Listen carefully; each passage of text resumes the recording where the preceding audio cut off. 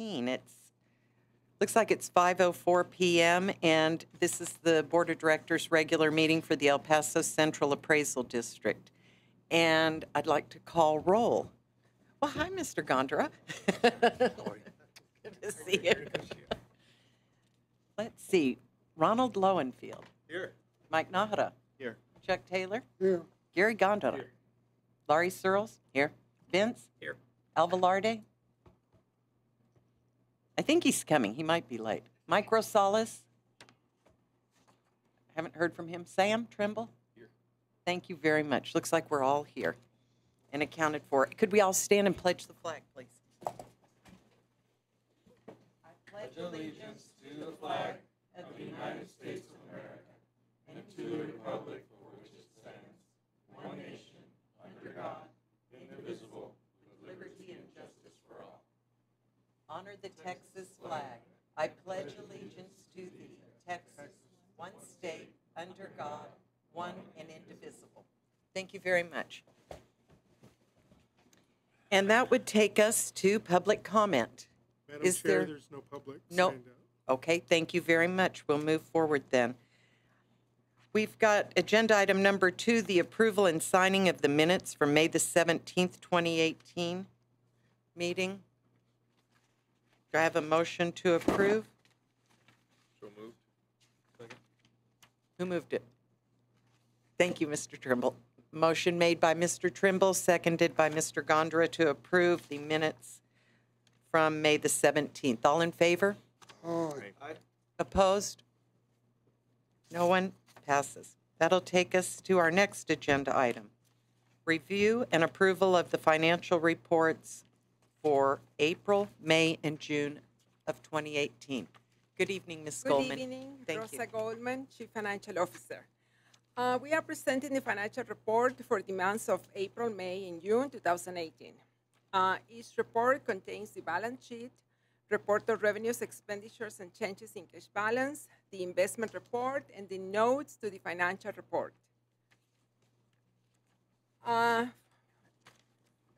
Mr. Velarde just joined us. It is 5:06. Thank For the you. month of April, we didn't have any overages, and the litigation reserve is still at the $400,000. For the month of May, if you look at the month of May, the third page, that month we had an account over budget, supplemental help for $1,202. And we started taking money out of the litigation reserve. If you look at that page, the reserve is $400,000, and for May we took $11,448, giving us a balance of $388,551. And the reason is because we already used out all the amount that was budgeted. The amount budgeted for the year was $465,000, and we already used it all out. So now we are using from the reserve that the board had approved to set aside for that purpose. And then the month of June, if you look at the third page, the supplemental help line item also went again over budget by $6,000 due to additional temporary help. And from the litigation reserve, we took $27,449, which is all the cost of that month of June, meaning we don't have any more from the regular budgeted amount. So from now until the end of the fiscal year, we will be using from that reserve. So as of June, the balance on the litigation reserve is $361,102. Are there any questions? Thank you very much. Any questions? Hearing none, thank you very much, Ms. Goldman. And looks like we need approval. Do I have a motion to approve? So moved. Thank you, Mr. Pettis. Second. Thank you, Mr. Gondra. A motion made by Commissioner Pettis, seconded by Mr. Gondra to approve the financial reports for April, May, and June of 2018. Everyone in favor? Aye. Opposed? Hearing none, passes. Thank you. That would take us to our monthly health benefit and dental insurance plan reports for April, May, and June 2018. So we have one page for each month, but really, since it's a running balance, we can look just at the third page, which has April, May, and June. So in April, we had deposits of $88,513, claims paid $157,518, giving us a balance of $415,537. Then in May, we deposited $88,032. Claims paid $86,819, gave us a balance of $416,697. And in June, we deposited $88,405. Claims paid $90,812, with a balance as of June the 30th of $414,251. Any questions on that?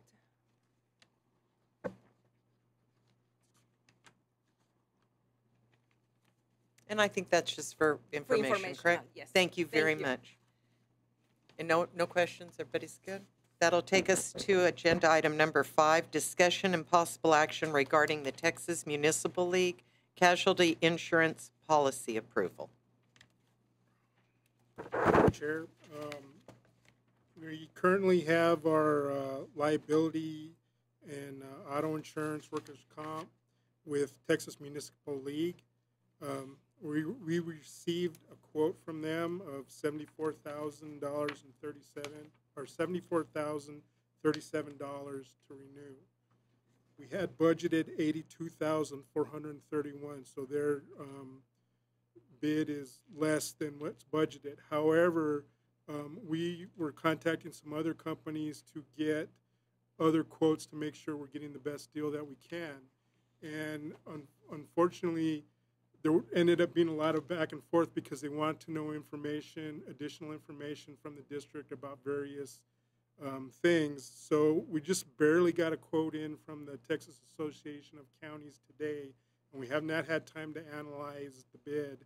And we have another individual that's an insurance broker that also indicated that he wanted to put in a bid, and he hasn't got back to us yet.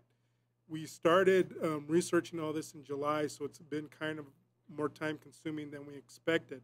So the choice that the board has tonight is either we can accept the Texas Municipal League quote, and we did not formally go out to bid on this. This was just something that we were doing because the board likes to ask us, are you sure you're getting the best prices?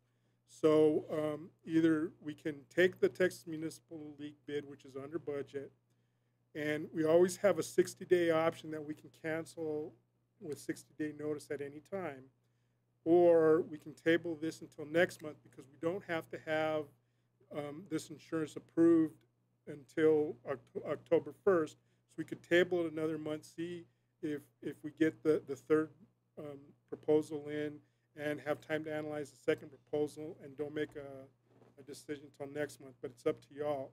We could just accept the Texas Municipal League proposal, and then if we do get a better proposal, then we can just give them the 60-day notification, and then we can drop them. So it's up to the board what y'all would want to do. Are we meeting next month? Yes. Yes. And I would say table. I just have a question. Yes. When you're doing the bids for insurance, are you doing them from this office, or do you have an insurance agent that will shop the market for you? No, for these liability insurance, we don't have a broker. We do have a broker for our health insurance and dental insurance, but not for this insurance. Doing it yourself. Yeah. Certainly. So if we don't accept or move forward with this today, what's the likelihood that the Municipal League would withdraw their offer and come back with something higher? 0. I mean, I think I'm sure their bid is good till October 1st. So it's a firm thing, and we have until October 1st to accept it. It also sounds out of process to me because it sounds like we're considering other vendors, and I know that through other bid processes, if we're going to consider other providers for whatever it is, then we would have to go through a formal bid process. So it seems to me like the choice is either go with the Municipal League, who is than a renewal, or we actually have to go through a formal bid process and open it up to everybody. Wouldn't that be the right thing to do? I don't know. In the past, we haven't gone out on a formal bid process on this. On some things, we just get like 3 quotes from different vendors, and that's what we're doing on this one. Is we're trying to get 2 additional quotes. We didn't go out on a formal bid process on this. It's kind of late now to, I think, do a formal bid, because we've got to do it by next month, by next month's board meeting. So that's something that we can look at for next year. But I think right now, realistically, our only option is either accept the TML proposal right now or table it for a month and then see what the other 2 proposals come in to make a decision next month. And like I said, we can always accept the TML proposal now, and with 60-day notice, we can cancel it. Is there a policy that sets a limit as to how much, at what point we need to go out to a bid versus No. local? We don't have a policy that No, says? we don't have a policy for that. So I guess the question before us is, would we like to postpone this until the next meeting? Everybody's kind of bobbing, yeah. Okay. I move to postpone. Okay. Is there a second? I'm sorry, I have a little bit more information. Oh, okay. This was a 3-year deal when we signed up for TML. So this is the 3rd year. So we're technically still under the original agreement, but we can cancel with 60 days notice. So this is just a notification by them that for the 3rd year, these are what the rates are going to be, which are under budget, and we can just accept it. But we were just shopping around just to see what was going on. So but it's still the same thing. If the board would prefer to see what the other 2 proposals end up being, then we can table it for a month, because we've still got a month to go. Or we can just accept the 3rd year of the original agreement and say, okay, we're just going to go with that. So hang on one second. What you're saying is we have a whole nother year on the contract with them? Yes, Ms. Hageman. As I understand it from Ms. Goldman, this is a continuation of a contract. Apparently, it went out to bid originally, and under the contract, it's renewable every year. I think that Mr. Rosales? Nahara. I'm sorry, is correct about the bid process, and I think Mr. Velarde raised the same question. And I would need to check, but for most governmental entities, it's a $50,000 cutoff where any purchases need to go out for bid. If this is an ongoing contract, obviously that doesn't apply. But then to allow informal responses may open the board up to some questions. So my recommendation is to give us time to look at it. Can the informal requests be just that, informal for information basis? And if you get a couple informals that show that the market is dictating that it could be substantially cheaper, then it may be good to go back out to bid and not renew for the 3rd year. Is that out of line? No, you just can't take any action accepting an informal. I don't believe you can take any action accepting an informal response. Right. Because what the board is doing is acting on an ongoing contract to approve an additional year under the existing contract. You can't change contracts in the middle. Well, we could cancel it with 60-day notice.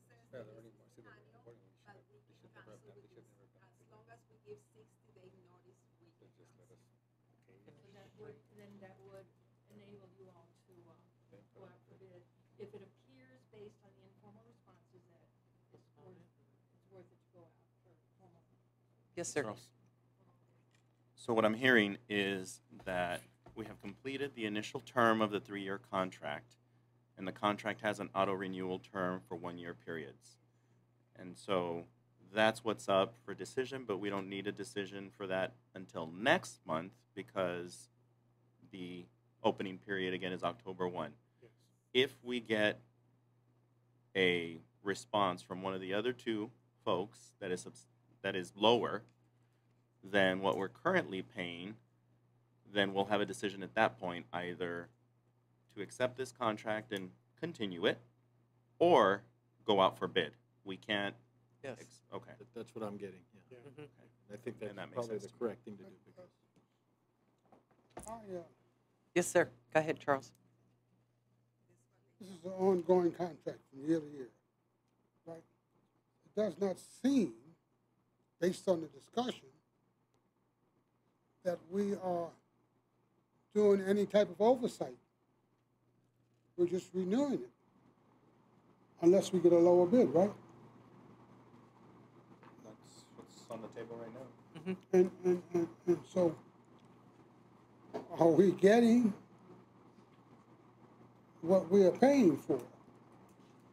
I think We're not by, asking I that think by question, getting huh? informal quotes, that's the oversight, and at least there's 2 informal quotes, hopefully. Mr. Stone, Yes, sorry. maybe what Mr. Taylor is asking here, are y'all happy with the ones we have? Yeah, we have not had any problems with No TML. problems, no And- issues. And we've had them for the last 11 years, and we have gone out in prior years and looked at other vendors, and they've always been the cheapest vendor. So, Ms. Earls? Yes, sir. Also to understand that if we do this next month, let's say we do get a lower bid, then we'd probably have to have a special meeting just to go out to solicit this, because then October 1st comes around, we won't have any insurance. Well, Right? okay, If we don't go to the Texas if Municipal we League. get, if you guys find out next month that you have lower bids, Uh-huh. and then you decide that you want to go out for a formal bid process, we can do that. But we would have to renew with TML, We still have to renew with TML anyways. right? And then 60 days, we can cancel the TML contract. To Once prevent we a get- lapse in once coverage, we we get could the- renew. Yeah, and- we won't have a yeah. lapse, that we'll was just gonna be my renew with question, if we TML. could do that. So I think to answer Chuck's question, by getting a couple extra bids just to test the market, I think we're doing exactly what you would hope to. okay, I mean, that's what I'm trying to sort through, get satisfied. Okay. all right. So I'm gonna maintain my motion just so that we have. Let's get, Yeah. this- Hi, Gabrielle Melendez. I'm the Chief HR Officer. And I just wanted to give you some information as far as, because you asked if we were happy with, we've been with TML on the risk pool side since the 1990s. Because we are a part of the risk pool, TML is a very large pool, and because we are part of that pool, we have gotten very, very low rates over the past, 20, almost 30 years. So we do see, changes in rates over the years. It really has to do with being part of the pool, and if the pool is experiencing, changes and as insurance, large claims, then the pool feels it as the group. This year, we're not seeing any increase. We've actually seen a decrease. So we just, again, to be prudent, thought we might as well just get some information so that we know where we stand. History has told us that the board likes that information, and so that's why we were trying to get that information. Typically, when we reach out to brokers, I only have one broker that we deal with, so we haven't had to do anything on the risk pool side because for the past, so many years we've had no issues. In this instance, we had to reach out to a few and try to get the information. Usually this process does take several weeks because the insurance agents, the brokers, are asking for a lot of history, census information, and they go out and they're looking for the rates that for specific products that we are looking for.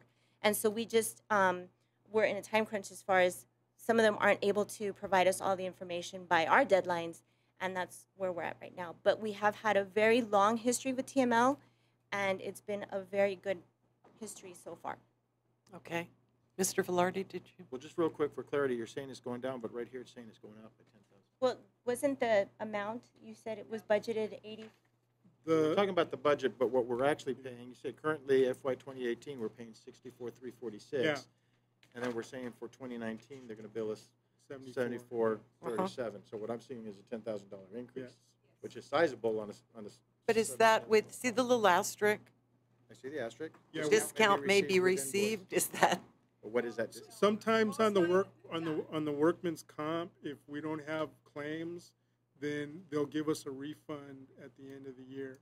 So they have not given us what our refund amount for this year is going to be. And like Gabby said, that depends on what the pool claims end up being. If the pool claims are low, then we'll get a refund and that will come down. But we don't know yet whether there's going to be any kind of refund. Will we know by next month? No, I don't think so. So what we're really looking at is 74 and not the 64. Yes, right now we're looking at 74. And there's 6 different line items on this policy, on this item. Some of them are going to show over budgeted amounts because they're quoting higher than what we budgeted, but the workers' comp is very much below. Overall, we're going to be below budget, but some of the individual insurance items are going to be above budget. I think it's prudent that we wait a month, so I'm going to stick with my motion. Everybody? Yeah, could I ask one more question? Yes, sir, please. If it was 64,000 last year, was there a significant claim or claims that would No. have it? Or so why would you budget 82,000? Well, we're estimating to see like what Right, would, and I know what it's would based on happen. something. I'm just wondering what it was. We did go up $10,000, not as much as we budgeted potentially, but the issues that we got a letter from the insurance company for the reasons why the premiums increased, and the main reason that they said was salary increase because the general liability is based on salary, plus the workman's comp is based on salary too. So we had a overall salary increase over last year. So that was part of it. And the other part of it was in the state, there's been significant natural disaster costs with hurricanes and hail and all that, which we didn't see in El Paso, but overall the state did see. So that caused a rise and also that we're replacing the vehicles now. So the auto insurance went up on the newer vehicles because they're new and the rest of the vehicles were 2007s. So that was the reason why it went up. And we did budget for an increase, and it turned out that we budgeted for more of an increase than we actually got, but we did have an increase over last year's premium. I think it's a good idea to compare ourselves last year, but also prudent to compare ourselves to others in the market, and if appropriate, like to second Al's motion. Absolutely. Al, do you want to restate it? I just moved to postpone to the next. Okay. next month. So, motion made by Mr. Velarde to postpone till our next meeting, and second I will add to the motion that we bring by back. Mr. Lowenfield. That we postpone for staff to bring back some estimated costs from other carriers, knowing that if we choose, we'll have to go out to bid. Yes. And probably continue with what we have, but we'll have to go out to bid. Okay. And your second will reflect that, Mr. Lowenfield? Yes. Okay. Thank you very much. All in favor? Aye. Aye. Okay. Opposed? Nobody. Thank you very much. And that would take us to discussion and action regarding the proposed 2019-2020 reappraisal plan, which, thank you to staff, we've had this for quite some time to look over. Are there any questions on it? Is anyone going to present on it? Madam Chair, I just want to give the board some background because we've got several new people here. Under Yes, state sir. law, we're required to publish a reappraisal, which is basically an overview of how we plan to reappraise property in the county over the next 2 years. The board is required to approve that plan, and it's got to be done by September 15th. So today is the last board meeting we have before that date, so it has to be approved today. We sent the reappraisal plan out to all the board members at the beginning of the month. I don't know if y'all have had time to look it over or not. It's pretty much a template of what we do every time we publish a reappraisal plan. All we do is change some of the details on some of the areas of town that we're going to be emphasizing that we know. Now, this plan isn't the end of the line. Every year we always look at all areas of the county, and if we see something that's out of whack, even if we don't have it on the reappraisal plan, we're going to look at it and we're going to make adjustments when necessary. So this is just our, I guess what you would say, a preliminary kind of plan. This is what we're planning to do the next 2 years. If something comes up that requires additional action on the part of the district, we'll modify and we'll take care of any areas that need to be looked at. If it is modified, will you bring it back to the board? We don't actually change the plan, and it states in here Understand. basically, other duties as required. Yes, I understand. Thank you. Does anyone have any questions? Well, are we, Yes, sir. are we going to approve this or just accept it for perusal and then approve it at a later meeting? No, we'd approve it tonight. So, but what actions, because I heard it mentioned, what actions are going to be taken at our next meeting with reference to this? Nothing. It has to be done today. Just real quick, if you don't mind. Yes, sir. Yeah, because I did see it, and I did peruse it. I guess the difficulty of it, it's a very voluminous document. Yeah. And I didn't have anything to compare it to. So I guess, are there changes in here that we need to know prior to approval? No, there's no or is it no just a rewrite of our significant last one? changes over what it was last year, other than listing what specific areas we're planning to concentrate on.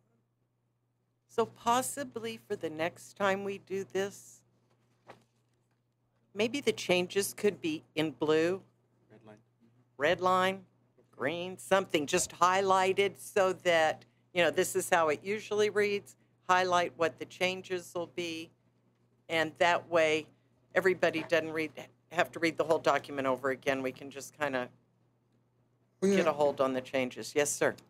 Just have this comment because this is the second time that it has gone through my head this way. It might not be. It's like, well, we did it this way for the last 11 years. We're going to continue doing it this way. And so I really want to avoid that attitude. Is that what we're saying? No, I mean, it's the same as it was the last 11 years in that we use the same template for the report. We change the details that are pertinent to the years that are in question. For instance, if you look back towards the back on page 64, we're listing the neighborhoods and the subdivisions that we're going to be taking a closer look at. Now, these aren't the same as the ones that were in the reappraisal plan 2 years ago, because we're looking at different areas of town this year, depending on what our ratio studies are indicating to us are problem areas. So we're not just regurgitating the same report every 2 years. We're changing the necessary parts of the report to apply to what we're doing now.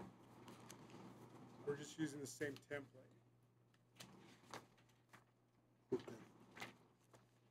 Okay. Thanks. David, I mean, this is one of the more important documents that I think that the board has responsibility over and that we're supposed to review, right? Yes. And so I'll tell you, I mean, this thing is really dense. I've been trying to go through this thing, and I wish I would have paid more attention to statistics in college. But so I guess, I mean, it would be helpful, and I know that I guess statutorily we have to pass this by September 15th, and I don't know if we're able to have a board meeting before then.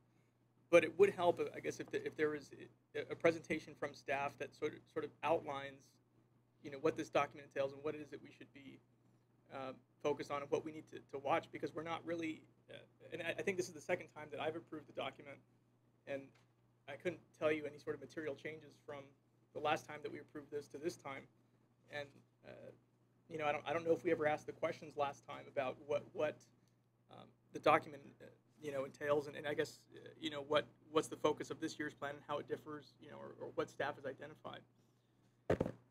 So I guess if you can help me put this into context, I mean, so one of our responsibilities as well is to look at some of the metrics that the state puts out and the comptroller's office puts out every 2 years, the property value study. And at least from my recollection, I don't think that we as a board have ever gone over. I have some of the figures here, but we've never kind of reviewed that figure.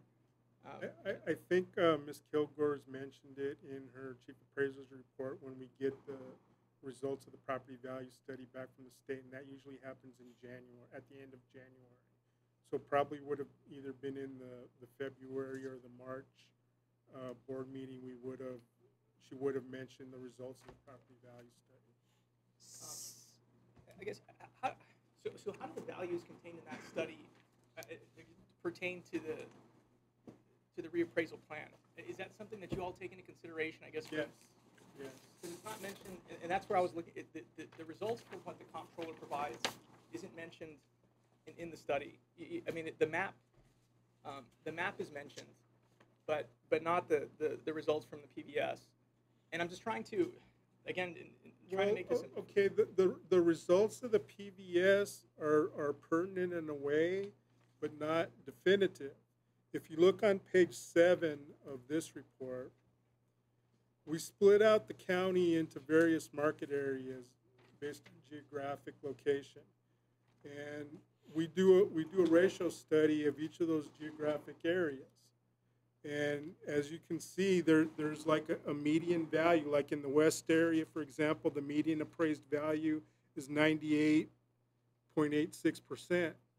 So comptroller's requirement is to be at 95%. So we're well within the comptroller's standard. So, I mean, y'all aren't expected to know what these statistics are, but we know what these statistics are.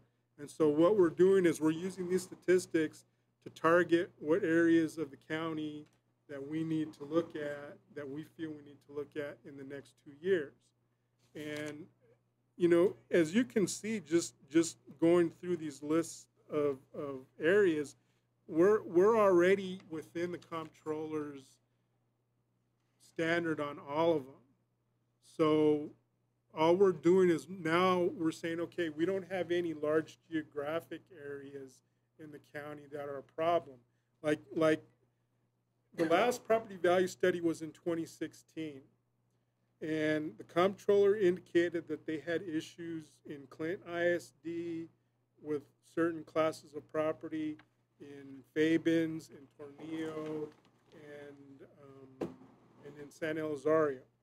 So we had to work on that, and we worked with the comptroller's office, and we challenged their study, because all they do is we appraise the property, and then they send a field appraiser from the comptroller's office out, and then they appraise a sample of property, and then they compare what value we put on it to what value their appraiser put on it, and then based on that, they decide whether or not we're doing a good job in that area, in that school district, basically. So when we ended up getting, in those 4 school districts, and they do it by school district because it all relates back to school funding. And we had issues in those districts, but we challenged the comptroller's study because we had additional information that we felt that their appraiser didn't take into account, and we got 3 of those reversed.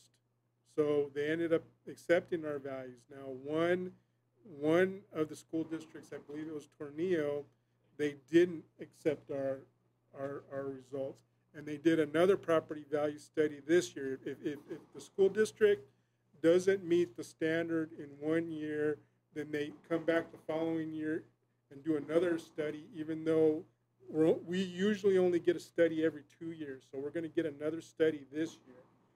When they did the second study on Tornillo, they were okay.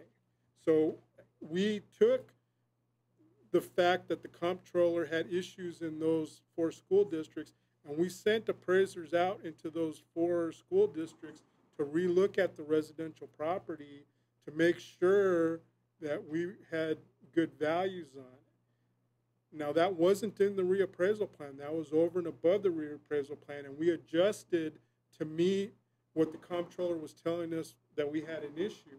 And this reappraisal plan is not an ironclad document that we're only going to do this and nothing else, and we're not going to ever adjust or do anything else. This is, as of right now, for the next 2 years, this is what we see right now that we're going to need to do, and this is what we're planning to do. But if any information comes to us, we're going to adjust. If the property value study in 2018 says that we have a problem in a school district with a certain classification of property, we're going to look at that next year, whether it's in the reappraisal plan or not.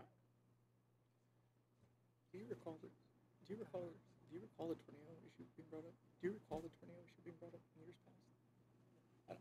I don't recall. I mean, so when the school district, when we don't meet the comptroller, I mean, it's a pretty serious thing. I don't recall us ever discussing the Tornillo school district, because ultimately a school district would lose state funding. Yeah. Right. Well, they only lose state funding if you fail twice in a row. So the first time the district falls out of the confidence interval, and it wasn't by very much, I think it was by just a couple percentage points, then they say, okay, you guys are like on probation now. So then they come back the very next year and they do the study in that same school district again. And when they do that, if you fail again, then they start penalizing the school district on the state funding. The first year, the school district is held harmless. The second year, if they fail again, then they'll start penalizing the school district. But we didn't. We passed the study the second year, and what it was is we had a difference. The appraiser for the state thought that residential property in Tornillo should be higher valued than what we had it at. And there's very few sales in Tornillo, so it's kind of a judgment call. And so we said, okay, we'll go along with your opinion, and we went ahead and we relooked at the property, and we did increase the residential property values in Tornillo. So they passed. So we're okay right now, and we're going to get another property value study for the whole county this year, for all the school districts in the county this year. So the document I handed, I mean, so that's the latest information I was able to glean from the comptroller study. So from what I gather, I guess there's 2 things that they measure, I guess, right? They measure the accuracy of the valuation, and then they also measure uniformity of the valuation. Yes. So again, from what I was able to glean, when it comes to uniformity, and especially on the commercial side, El Paso County, we're below our peers.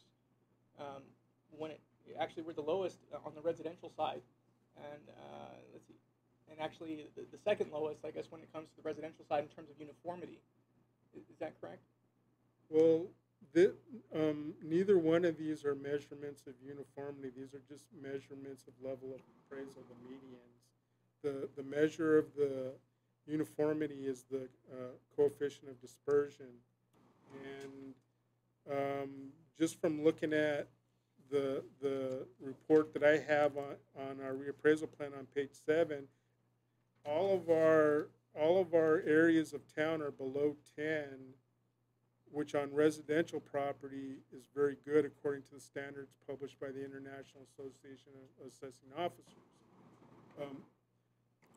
Various different types of properties have different levels of uniformity measure from the coefficient of dispersion. Like residential is lower because there's less variation on residential, even though you may see variation on different, individual houses. As a property type, there's very little dispersion if you're doing it right. And those, I believe, those standards are from 5 to 15 on the COD. All of our areas of town overall have a COD of less than 15. So we're doing well. The commercial standards are higher than that. I don't have those on the top of my head, but as in older neighborhoods and commercial property, the COD on the standards is higher because there's a lot more variation. So we don't have a bad uniformity issue, and we don't have a bad median level of appraisal because we ended up passing all of the PVS, all of the school districts ended up passing. So we don't have an issue with level of appraisal, and we didn't have an issue with the uniformity with the COD. Now we might not have a COD of the same tightness as some of the other appraisal districts. I have not looked at that, but we're within standards. Okay. So according to the comptroller's last, I guess trying to keep it simple for our sake. I mean, it's as far as you know. So when it comes to both the I guess the accuracy of the assessment and the uniformity, we're passing, or is yes. yes. And are there any areas, I guess, taken from that study that I guess should any of those measurements be used in this study or in this document? Because I guess I didn't understand why the map designation, I guess, was included in here. I guess I was just trying to see the relevancy of the map and why the PAV wouldn't be something that would be included in this. Well, the POV, or the property value study, is more of a grosser measurement of how the property values are than what we're showing in our report. Like, for instance, El Paso ISD. Okay, there's a lot of difference in El Paso ISD between the west side and the northeast side and the central. I mean, those are very different areas of town. So if I just look at the El Paso ISD and I look at the overall level of appraisal, that's not telling me very much as an appraiser about what I need to do. That's just saying, okay, this school district, which is very diverse in property, is okay overall, but that doesn't tell me, well, do we need to look at the central area that has a lot of older homes? Are we having an issue there? Are we having an issue in the northeast? Are they building more homes out towards the state line? Are we having issues on the west side? You know, are different areas of that school district rising in demand? You have areas like Kern Place that are very, very hot, that we're seeing significant value increases, but there's also other areas that are not seeing increases. So we've got to look at every neighborhood, and we've got to kind of look at every neighborhood separately. When we do our internal ratio studies, we don't look at the school district as a whole. We look at individual neighborhoods and subdivisions to see what the level is in those, and that's how we get like that list on the back here that's telling you all of the neighborhoods that we're going to be looking at, because we did ratio studies and we see that there's an issue in those areas and we need to look at them more closely. But overall, we're okay because according to the property value study, all of the school districts are within 95% of market value. So according to the state, we don't have a problem at all, and we don't need to do anything. But you know, we all know that's not true, that there's always going to be areas of town that are going to have problems and that need to be looked at, and that's what this reappraisal plan is putting forth right now. Now, we had issues in some of those east side school districts, but we addressed them last year and this year in our reappraisal, because we did a reappraisal this year, a countywide reappraisal. And if the 2018 comptroller's PVS comes in and says you got an issue with something else, then we're going to look at that as well, regardless of whether or not it's in this reappraisal plan. But right now, as of basically this summer, this is what we see as being issues that we feel need to be addressed. Now, this is a 2-year plan, so who knows what's going to happen next year, but whatever arises next year, we'll adjust and we'll go ahead and reappraise that stuff as necessary. Madam Chair, I guess it's just, you know, in years past, I guess when you're saying that 4 school districts were identified as problem areas, you know, I'm just wondering if this document is an opportunity for the board where we should be assessing those problems and making sure that they're addressed, I guess, in this plan, or that, I don't know if there was the opportunity to do that, but see, I mean, in the time I've been here, I don't recall us having a meaningful discussion on the school district issues, or Tornillo, and I think those are serious enough where, I mean, the board needs to be aware of that, at least have discussions on it, and then for documents such as these, I mean, I think that any issues it is that the board has identified as problem areas need to be addressed. I know in years past that we've probably, this is a template that's been approved, and I didn't see any, you know, I saw a few differences between this document and the last time we approved it in 2016. But, you know, I mean, this is supposed to be a meaningful document regarding the direction of the reappraisal, and, you know, whenever problem areas like that are identified, I'm just wondering if, you know, we should be looking at the, you know, the comptroller studies, or if there have been previous issues in other school districts, if those should be reflected in this, because I think when you look at this document, it doesn't reflect that there have been prior problems in these particular areas, or what's going to be done moving forward. That's not really the purpose of this document. The purpose of this document is the plan for going forward from today. What are you going to do?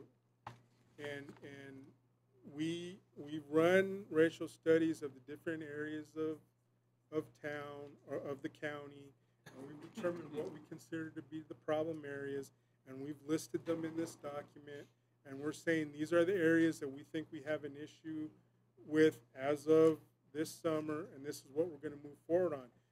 We had some issues in some other areas in prior years, but we've already addressed those.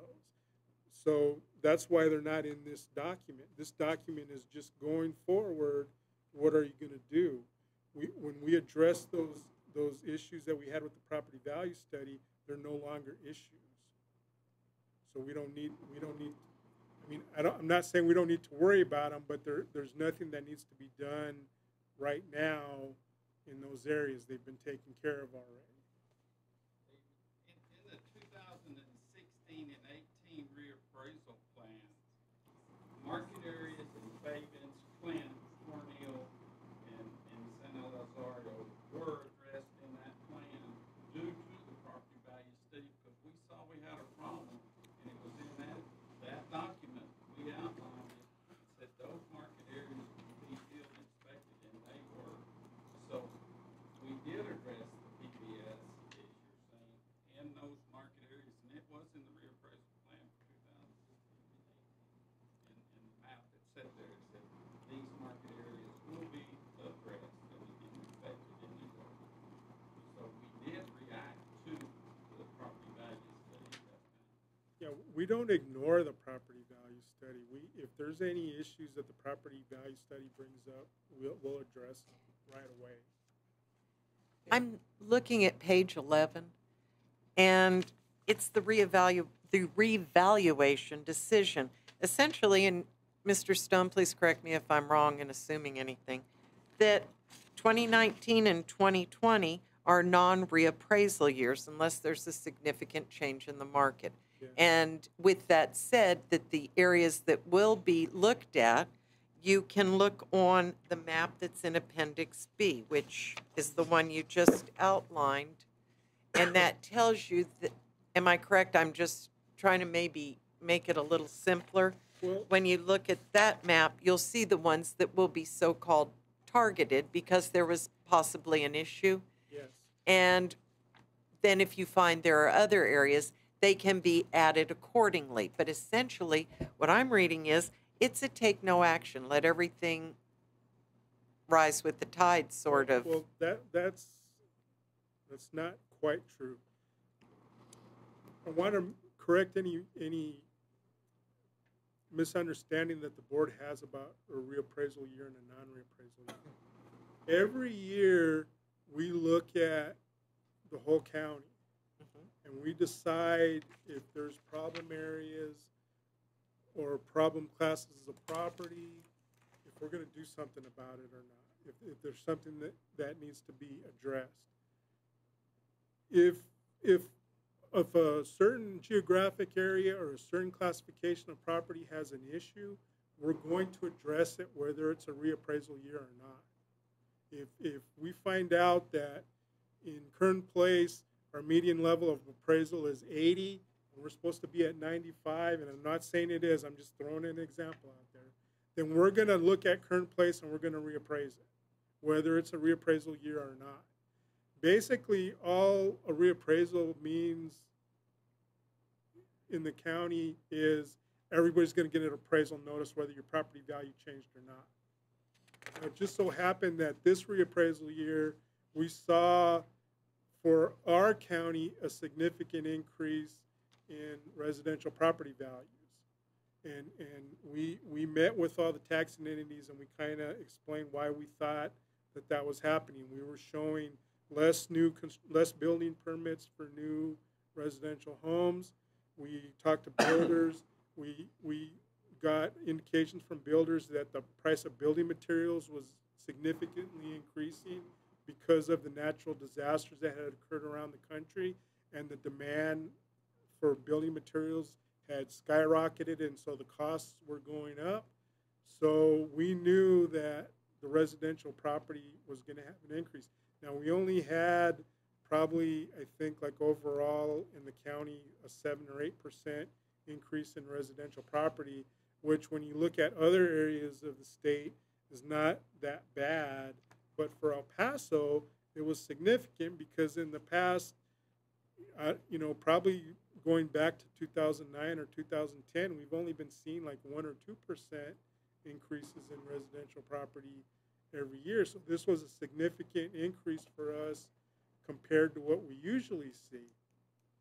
So it just so happened that this reappraisal year had a decent property value increase associated with it. In the 2015 reappraisal year, we barely moved on residential property values, but that was still a reappraisal year. We looked at the market, we saw that there was very little movement, but we had to send everybody an appraisal notice because it was a reappraisal year, whether they had an increase or not. So just because it's not a reappraisal year, which the 2 years covered in this document are not technically reappraisal years, all that basically means is we're not going to mail you an appraisal notice if your property value doesn't change. And in a reappraisal year, we're going to mail you a property notice of appraised value, whether your value changed or not, just so you can see where you're at. So that's basically the big difference here.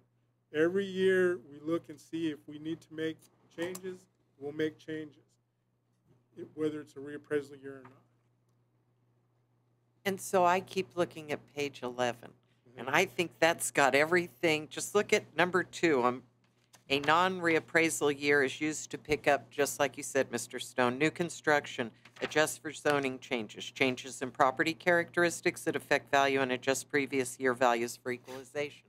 So that would be all the extenuating circumstances that would cause you to reappraise in a possible non-reappraisal year. These are the things that could happen. And I think Mr. Pettis wants to ask you. Well, I guess let me say. So, I mean, I guess But see, what you're saying isn't necessarily, I guess, reflected in this document, right? That you appraise for all intents every year, or you assess property every not year. necessarily. We look at property every year. We do studies on neighborhoods every year, and then we decide, and classifications of properties, and then we decide whether or not we need to make a move on the values as far as adjusting. Basically, all this document is showing is these are the resources that the appraisal district has available. These are the steps that we're going to go through to do the reappraisal, which is basically a standard thing in the industry. I mean, there's nothing in this document that's something weird that we're going to do that nobody else in appraisal has ever done before. But it's just forcing us to put down on paper, these are the steps that we're going to go through to do the reappraisal, which everybody else in the state is doing the same basic steps. And all it is a document acknowledging that we know that these steps exist and we're going to follow these steps. These are the resources that we have to accomplish them.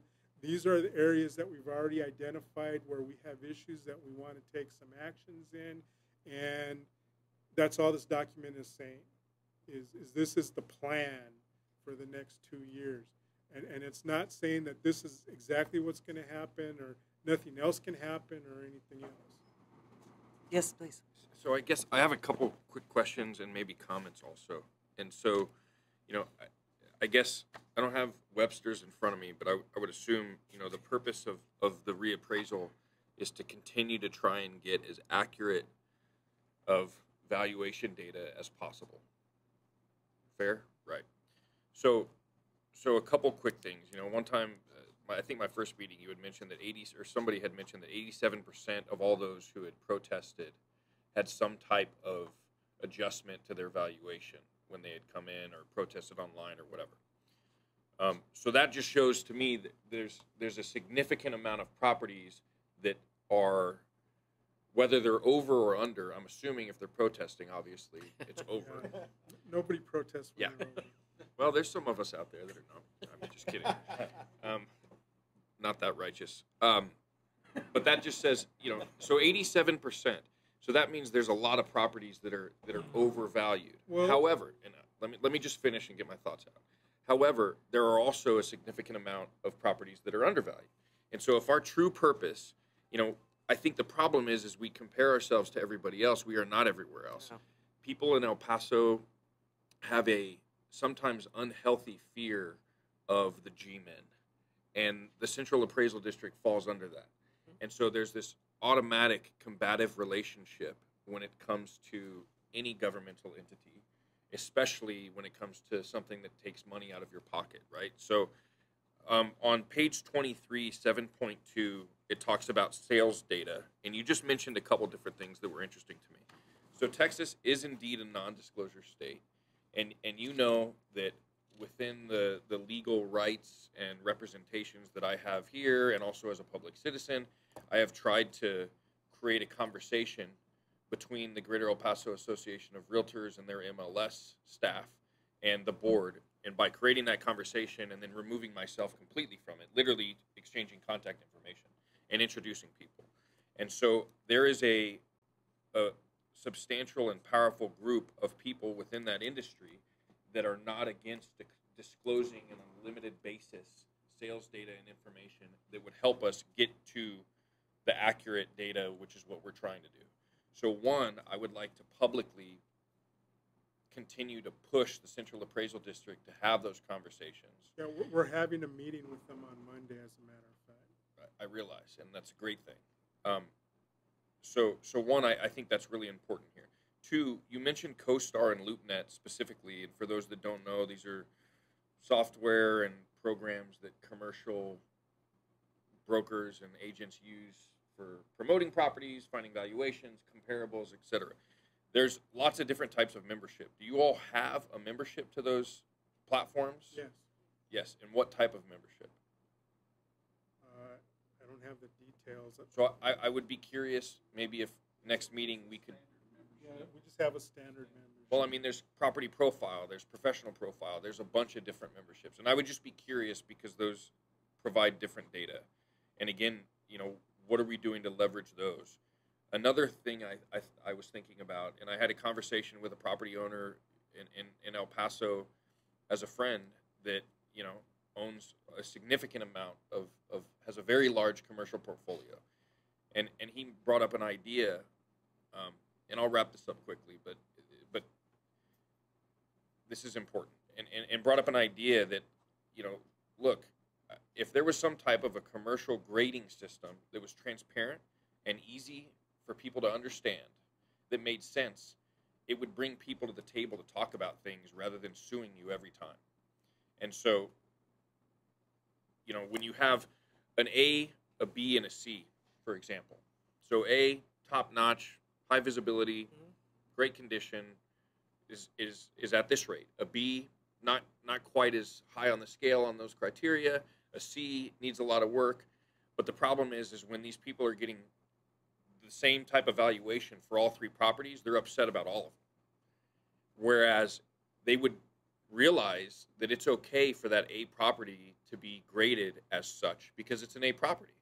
But when I have a C property, who I'm having to abate issues and I'm trying to keep it upright, it needs to be graded at that level. And so the point of what I'm saying right now is the idea that we have to be a little bit more creative in El Paso than other communities in Texas.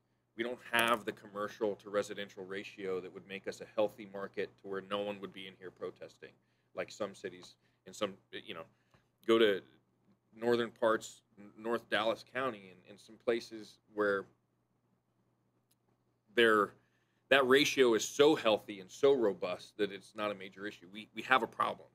And so finding ways to be creative and having public roundtables with some of these people that would have these conversations if the goal is truly to be more accurate. Because in the last 15 years of my career, I can tell you that I can sit there and look at data, and even a personal, and everyone here that's purchased property or sold property, you know, the first thing you do when you're talking to someone, when they say, well, CAD has it at this, and this is not meant to do anything other than say that in practice, they're like, okay, we'll take that and just forget about it.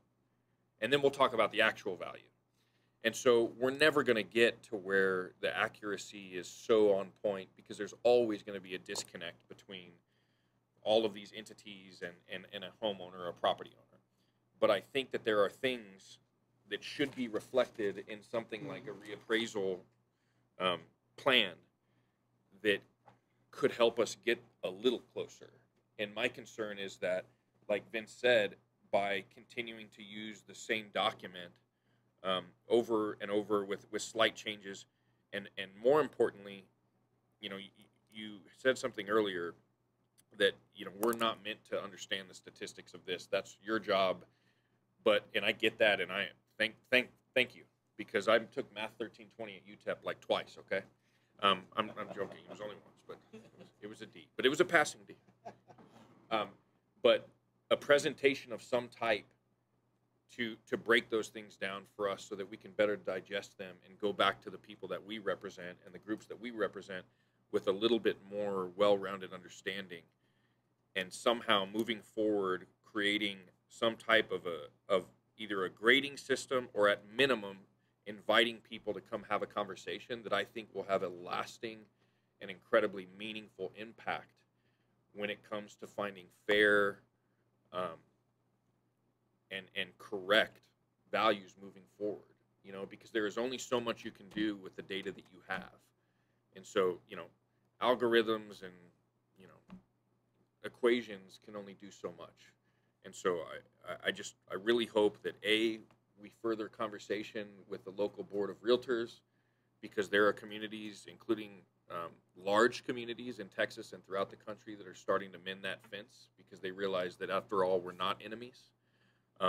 And two, we're using CoStar and LoopNet, which CoStar bought LoopNet, so it's kind of the same thing, but CoStar and LoopNet to its greatest potential, and then hopefully getting some of these people, you know, in any business, for example, the people that you have the biggest problems with are the ones that I want to have lunch with. I want to have a conversation about this. And what could come from a conversation from some of the people that are sending people in here that's costing us tens of thousands of dollars to defend ourselves. I think some coffee at H&H could solve some of those problems, and I mean that. And hearing from their lips to my ears, I know that that could happen. So Well, that's the end of my diatribe. Okay. Just an anecdotal evidence. We got called into the Chamber of Commerce several years ago, and we got read the Riot Act by several local businessmen complaining about commercial values. And I told them, if you guys would just give us the information that we need ahead of time, we would make accurate cost tables, and your property would be valued at what it's supposed to be. But y'all don't give us that data. So we cannot make, we have to use what data we have, which is not the greatest, especially in commercial, because Texas is a non-disclosure state, and in addition, property owners are not obligated to give us expense ratios, rent rolls, vacancy rates, or anything else. And one of the property owners told us, I give my tax agent that information every year, but he never gives it to us. So one thing you got to keep in mind is we're talking about there's a whole industry out there whose sole purpose is to lower your property value, whether it needs to be lowered or not. And they're going to do whatever they can to get that property lowered, and they don't care one iota whether it's at market value or not at market value or anything else. All they care about is getting that property lowered, because that's how they get paid. And so, yeah, sometimes you can sit down and talk to people, but some people, it doesn't matter how accurate the value is. They want it lowered regardless. And I'd also like to address the 87%. It's true that 87% that go to the board get an adjustment, but that's not 87% of all properties. Like, we only had 27,000 total protests this year out of 420,000 properties, basically. So we're not even at a 10% level of people complaining about their values. And a lot of the protests that we did have were commercial properties that have agents that protest every year regardless. And so it's not really any reflection on the accuracy of the appraisals necessarily, other than that's their job and that's why they're going to file a protest. So, I mean, no appraisal district and no appraisal is going to be 100% right all the time, but we do the best that we can with the information that we have available, and I think we do a pretty decent job. Obviously, commercial properties are a lot more problematic than residential properties, because there's there's relatively a lot of residential sales compared to commercial sales, and so we can get a real good idea of what residential property is supposed to do. We don't get a very good idea of what commercial property is supposed to be. And I know when I see the news all the time, and every time some commercial building goes up for sale, and it's always higher, it always sells for higher than what the appraisal district has it on for. But I also know every year that that property owner or his representative was in the appraisal review board the year before telling us how bad their property was and how the value was too high, and we got to get that value down. And you know, that's just the way the business is. So we try. I know, and I don't want to take away from that at all by anything that I said. I think that if you always do what you've always done, you'll always get what you've always gotten. Yeah. And we're in dire need of more data and becoming more accurate. Yeah, and we're working on getting more data. That's why we ended up getting LoopNet and CoStar and any other data source that we can get a hold of. We'll jump on that as soon as we can. Any other? Madam Chair? Yes, sir. Real quick, when it comes to so you mentioned the reappraisal year. Does this document lock us into the 3-year time frame? No. So if the board like if property values in 2020 jumped 20% in the county for some reason, we would do a reappraisal. But I guess is 3 years standard in the industry? 3 years is state law. No. I know it's a minimum Yeah. requirement, but I mean, are other districts doing, I guess, countywide Well, reappraisals? I know, for instance, Dallas sends out appraisal notices every year. But like I said, reappraisal year is basically just whether you're going to send notices to people that don't need them or not. Dallas looks at property values every year to see whether they need to be revalued. We look at property values every year to decide whether we need to be revalued. And the technical term reappraisal year is just basically whether or not we're going to send notices to people that didn't get a value increase, basically. So if you had a residential property that appreciated 5% in a non-reappraisal year, would you all send a reassessment? Well, I mean, it depends on the overall impact. If one residential property went up 5%, we may or may not reappraise it because, okay, you sell your house for a 5% increase. I can't go in and just jack up your house 5% because you sold it. Because for one thing, you're going to say, how come my property got jacked up and nobody else in my neighborhood got jacked up? That's not fair, and it's not, because we're supposed to appraise property equitably. So what I've got to look at is, okay, your property went up 5%, but what did the other properties in your neighborhood do? Now, if no other property in your neighborhood went up 5%, then I probably will not reappraise you at 5% higher, even though you sold it for 5% higher. Because I'm going to say, I have no evidence that the property values in that neighborhood went up 5%. I just have one instance, and one instance doesn't make the market. Now, if I had 20 properties in the neighborhood and they all went up an average of 5%, then I would say, hey, we've got an issue in this neighborhood. We need to raise the values in that neighborhood 5% because I have an indication that the overall value in the neighborhood went up.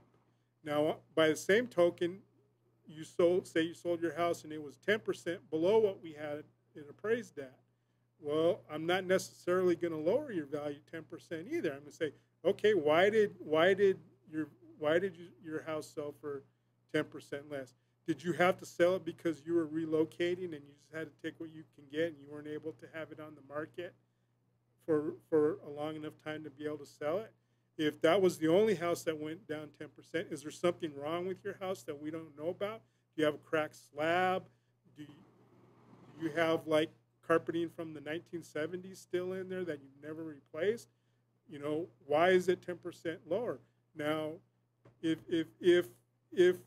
we investigate and we find out that there's some kind of problem with your property, then we will lower it because we'll put depreciation on the property to indicate that there's a problem. If you just sold it for 10% lower and that was the only sale in that neighborhood that was 10% lower, we're not going to lower that one property. We're going to say, okay, do I have 10 properties? Do I have 20 properties in that neighborhood that sold 10% lower? Then I'll look at it and say, okay, yeah, now we'll lower that neighborhood. But that's that's the purpose of these ratio studies. We run all we take a ratio of the appraised value to the sales price of all the sales that we have in that neighborhood. And we look at it and say, okay, what is our appraisal level? Are we at 98% of market? Are we at 80% of market? Are we at 108% of market? And if we are overall in the neighborhood and we have a large enough sample, we'll say, okay, there's an issue in that neighborhood. We've got to do something. And that's what we're showing in this document. The neighborhoods that we've listed, we ran ratio studies. There is an indication that something needs to be done in those neighborhoods. We're going to look at them, decide what we need to do, make the adjustments, and move forward. In 2019, if there's different neighborhoods, when we run a bunch of ratio studies to check all the neighborhoods, if we find different neighborhoods than what we have listed here, that there's a problem, we're going to look at those neighborhoods, even if they're not in this plan. This is just a planning document, and it's always going to be subject to real-world conditions. If the conditions in the real world change, then we're going to change to adapt to those. This document won't necessarily change. This is just the plan for the next 2 years. Okay. And I appreciate this. I mean, I know this conversation has gone on, but you know, I guess even in your own in the introductory statements, it does acknowledge that you anticipate that the market's going to increase over the next 2 years. And I guess, you know, I don't know. I mean, I guess you've been here. I'm assuming that 3 years has been in place.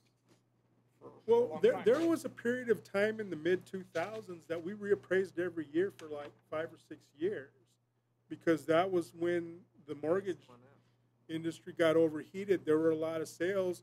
We got indications that the market was going up. People were putting their houses on the market and selling them in 3 days. You know, people were getting in bidding wars over their property, that people were bidding more than what they were asking for, and they had multiple bidders at that time.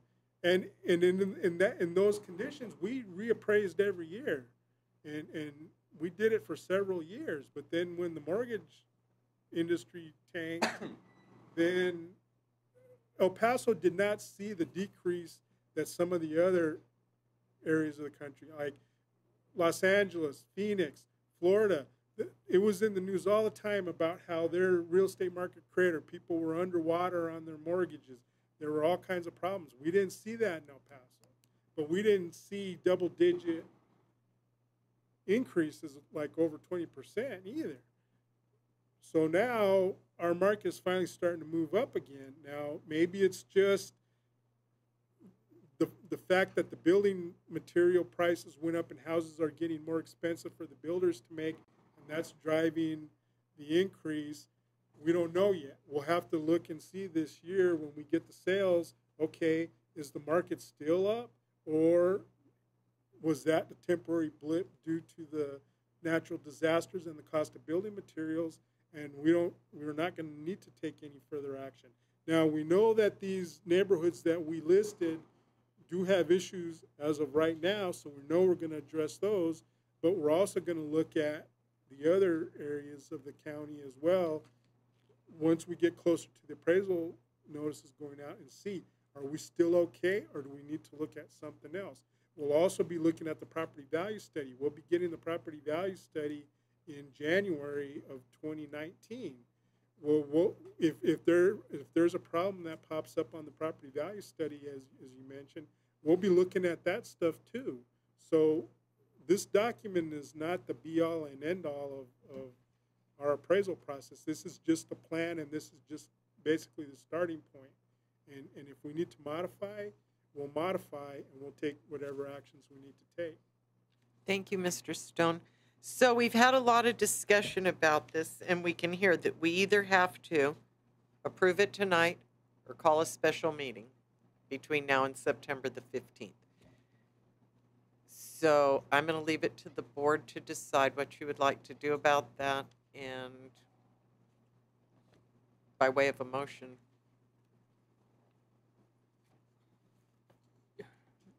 You know, my thoughts are, it's just,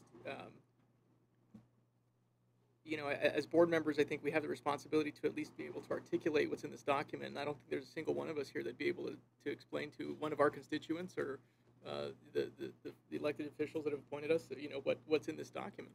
You just read them that on page 11, paragraph 2. Or you can hand it to them. Either way, they'll be happy. But what I do hear is that going forward, we would like to have this noted differences from last time. And I know that you think you did that, but apparently none of us think it happened. So it's not just the changes. It needs to be highlighted, somehow noted. These are the changes. It needs to have a narrative too. Yes? An elementary narrative that says, you know, just a narrative, so we just common people can get it. And then I also heard we'd like to know what type of service we have from LoopNet and CoStar. Curious, yeah. And so if that could be noted, and going forward, those things could be. And I just want to add to Yes, all of sir. that on something such as this, and I know that we're not meeting as frequently as we have had, but it is difficult to be given this and then be told we have to approve it, we have no other thing, and that's tough. So something like this ought to be presented in advance before the approval is required, so we have time to discuss, we have time to Come do back. a presentation, and if we don't feel like it's something So we don't that have our need back to the adopt, wall. we're not forced in a position where we have to adopt it, because that's a difficult situation for us to be in. And I just will say that I have heard, and I've experienced in other situations that can happen at this desk, and really I think staff needs to be a little bit better prepared to let us know with advance and time to be able to make a decision, because Well, I mean, the our, decision the is difficult. the time period is kind of tight because we just have, I mean, we just finished certifying for 2018, and we've already got to come up with the reappraisal plan for 2019 in basically like 2 months. So there's not a lot of lead time for us to get this document to you any sooner because of the information that we have to gather and put in this document. It is a tight time frame, and I apologize for that, but this is all according to state law. We don't control this, the legislature controls it. And the legislature tells us that this document has to be approved by September 15th and that we have to certify on July 20th. So we don't have a huge window to get all this information together and get everything out. Yes, sir. Yes, Mr. Well, our backs are to the wall, but we have brought up some very important things here, particularly public, to the public. So why not approve this document due September, but at the same time revise this document so it is consumable really for the public to understand what's going on. Spell it out. I know it's a mammoth task, and it might not be financially feasible over the next year or so. But I do believe that, like Sam just pointed out, a lot of language needs to be added to guide the public. It's kind of hard to make it more consumable because there's stuff that's required to be in the document. Basically everything in this document is required to be in here. And that's why I suggested a narrative. And I have faith in both you and in Dinah to be able to present this to the board in a way. I mean, I think we all have the wherewithal to User understand. friendly. But if it's not, and I realize that some of us are newer on the board, but this is one of the most important things that this board does, and to basically turn it into a consent item, it frankly is concerning to me. And I think other people might agree. And it's not about a distrust. It's not about that. It's about, this is one of the most important things we do, and it gets emailed to us, a couple weeks ago, and here we are, and it's like, hey, we need it right now, and that's concerning. Possibly we should have a special board meeting then to discuss this the next time it comes up. I would think the next time around there are a few things that are significantly more important than this. So I would think that is okay. And maybe what else would help this board? Timeline of duties. What Mr. Stone had said, they've got, their back is to the wall with the state that, okay, here's your certified values, and now you've got to come up with a new plan this quick. Maybe if we saw that on a timeline, we would understand what their issues are, and we would understand how we've got to comply. Do you think that's possible? Yeah. And it's just, it's not like on every single thing you do all year long, just on what is the board's responsibilities, what's the timeline for them, and how did they coincide with the state's timeline for you? Does that make sense to everyone? Okay. And that, please, if that could come sooner than later. Okay. So do we have a motion to approve? Thank you, Mr. Taylor. Second. Second. Thank you, Mr. Gondra. A motion made by Mr. Taylor, seconded by Mr. Gondra to accept the El Paso Central Appraisal District's, reappraisal plan for 2019-2020. Thank you all. All in favor? Aye. Opposed? And one abstention from Mr. Pettis. Thank you very much. We'll move to the next agenda item. We have the mobile computing demonstration. Board, our current CAMA system, and that's the computer-assisted mass 2008, and we've had them ever since. That's the package that we use to value property in the county. They've come out with a mobile computing option, and what that is that allows the appraisers basically to take iPads out in the field and pick up their property changes from field work and input them directly into the computer system. What we have to go through right now is when the appraisers go out in the field, they print out paper property record cards, they take them out in the field, they make their notes and changes on those cards, bring them back to the office, and then have to enter them into the computer. We're hoping, we're not hoping, this option will let them be more efficient in inputting data into the system and helping us to get things done more efficiently. I'm going to go ahead and turn it over to Manuel Araujo. He's with Harris Government. Wasn't this new for us, and we had so many questions a few meetings ago okay, just so everybody. This came up during the budget discussion when we put it in the budget, and we told the board that we would come to you when we were ready to move forward with it, and so you guys could consider it, but it is in the budget. Thank you. Good evening, sir. Good evening. Board of Directors, thank you for allowing us to, hopefully, and keeping in line with what I've been hearing, is to educate the Board of Directors. As David well mentioned, El Paso Central Appraisal District has been a client of ours since 2008. The CAMA system that he talks about is the application that drives their day-to-day business. It's the application that their appraisers and staff log into. It's the first application they log into and the last application that they log out of before they go home. And so I wanted to have an opportunity to kind of give those of you that are new, how many of you are new board members, right? Okay. To give you an opportunity to educate you on what we've done, specifically in the industry, and then more importantly, on this mobile solution that we're here encouraging the Board of Directors to support the management and the staff by going this direction.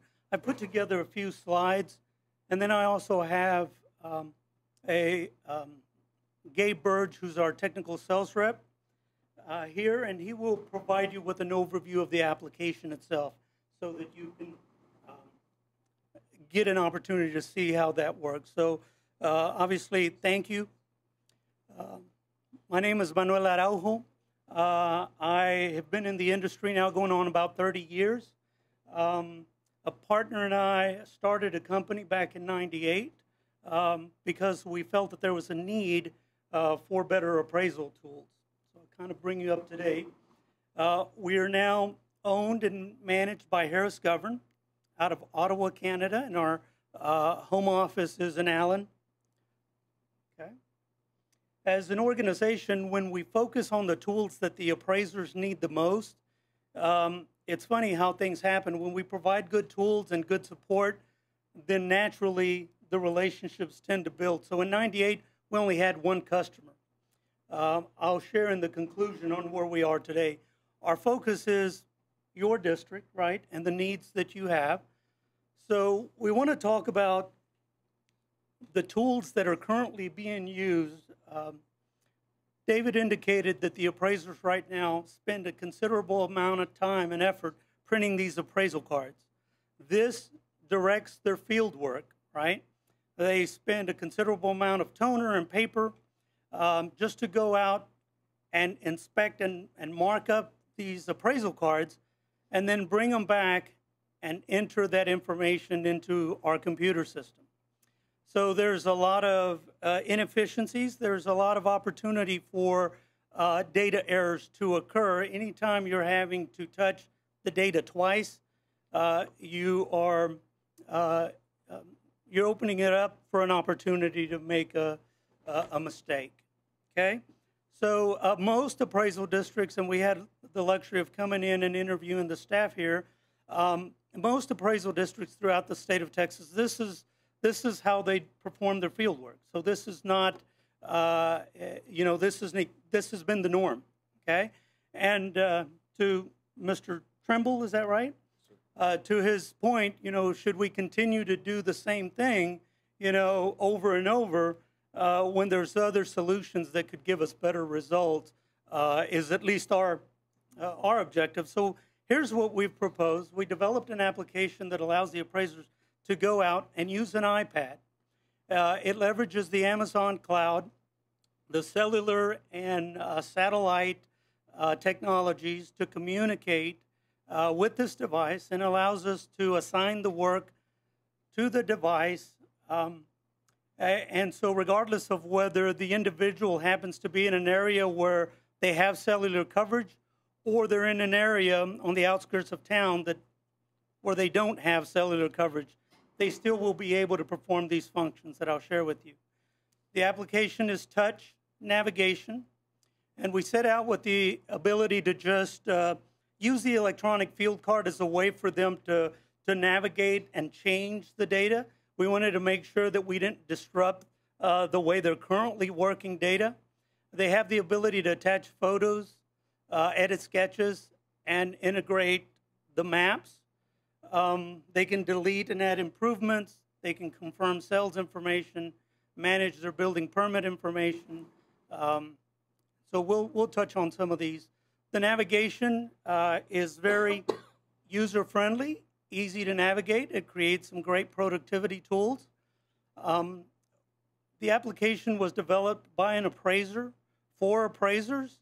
He has a computer science degree, and his first job was in an assessor's office. And guess what they gave him to do his job? An appraisal card and pencil and paper. And he decided to develop an application to remedy that. So this isn't just a programmer who had no experience in the industry. So there you can see the actual appraisal card. If I wanted to sketch, I'd just click on the improvement, and it would invoke the sketch routine that would allow the user to sketch the application. Okay? Right now that's done on paper. They have to come back and enter those sketch commands into the system.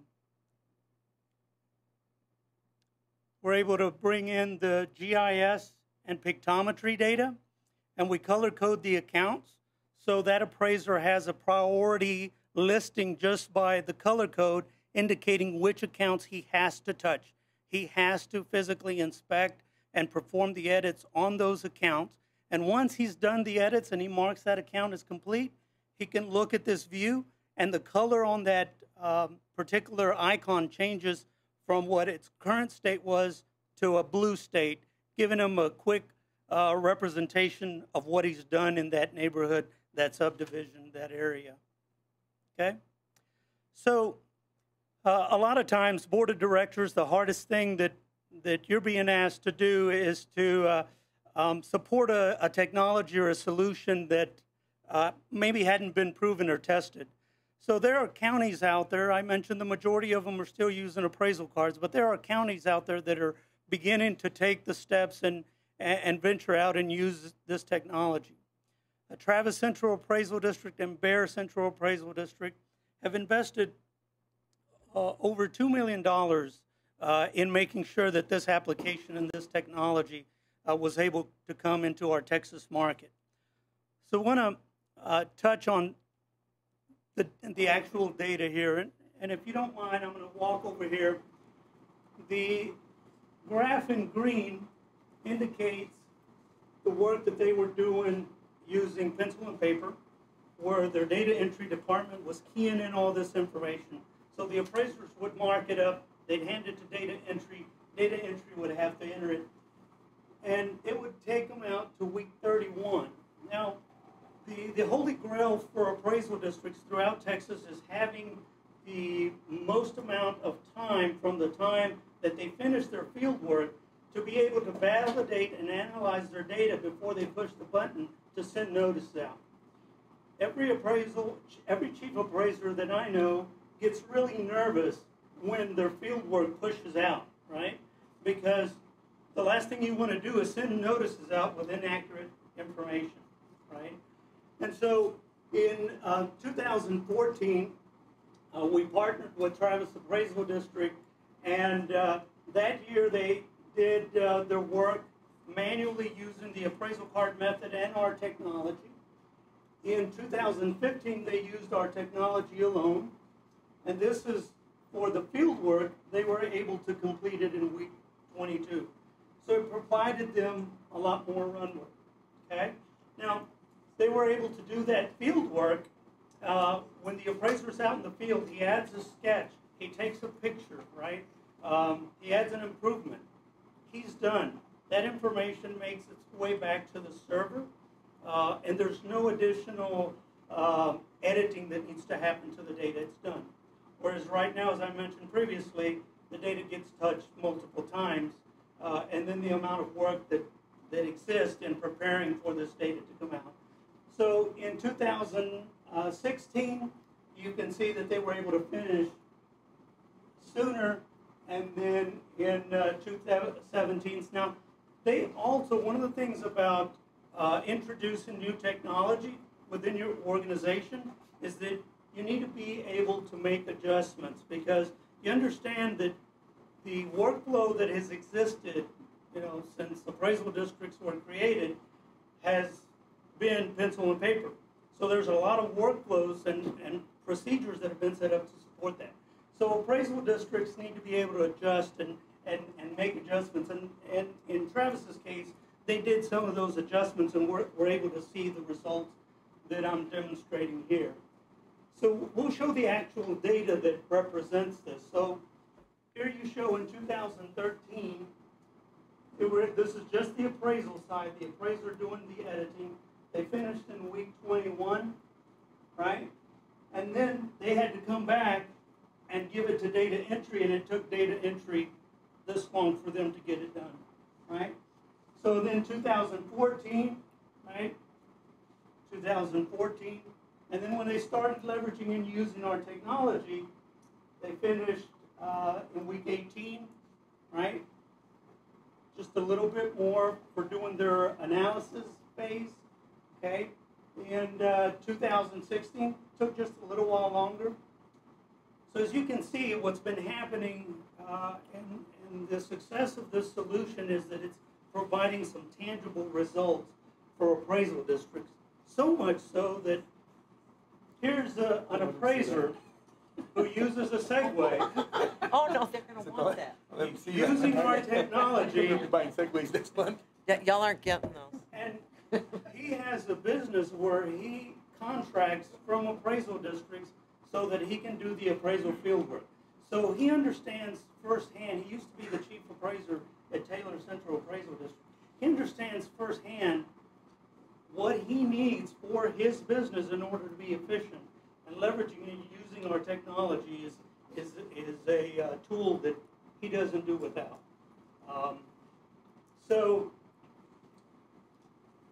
we, back in 2008, when the appraisal district and board of directors made a decision to come on board with our organization, we didn't have as many clients as we have today. Out of the 254 counties in the state of Texas, we have 135 of them using our solution.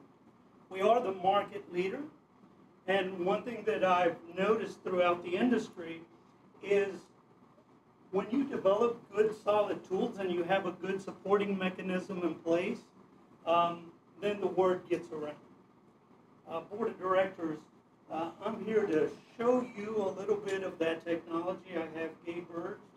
We'll show you some of that technology so that you can see, so that you can look at what's causing some of these districts to set aside the pencil and paper and go with the mobile solution that we are proposing to all of our customers. We now have 65 appraisal districts that have deployed this technology.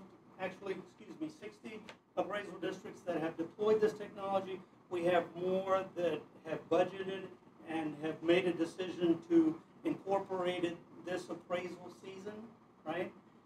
Because to your appraisal plan discussion that you were having earlier, the more tools the appraisers have to be able to gain and get accurate data and get it while they're on site and get it as fast as they can so they can get off the property is the goal, right? So that then the analysis, the proper analysis can be conducted so that they can get the information out to the taxpayer in a timely fashion, right? So all of that runway that we're asking the board of directors to support our technology is we're anticipating that the appraisal staff will have that runway so that they can do further analysis on the data to be able to have that confidence when they generate their notice and hopefully reduce some of the appeals that typically go hand in hand with getting erroneous data out to the public. Okay? We have been known for the stability and innovation that we've brought through the industry. As you can see by our growth, we're not asking the board of directors to venture out and try a new technology that hasn't been proven. This is its 5th appraisal cycle, a fieldwork cycle underneath the belt. So you've had a lot of appraisal districts ahead of you that have already ironed out the wrinkles, so to speak, in our technology. Because every vendor has one when you first introduce a product, right? There are certain things that you don't get right that you need to tweak and adjust. Okay? So with that said, do you have any questions that you have for me? Costs. The costs, okay? I believe Mr. Stone has provided some cost information in the budget. Yes. But our complete solution, we're providing it for the appraisal district at $220,000 and $222,202 for the software. thank you, Mr. Stone.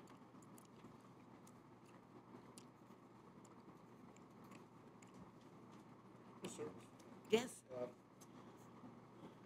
To offset this cost, I think this was Mr. Trimble's point from last time when we were considering the budget.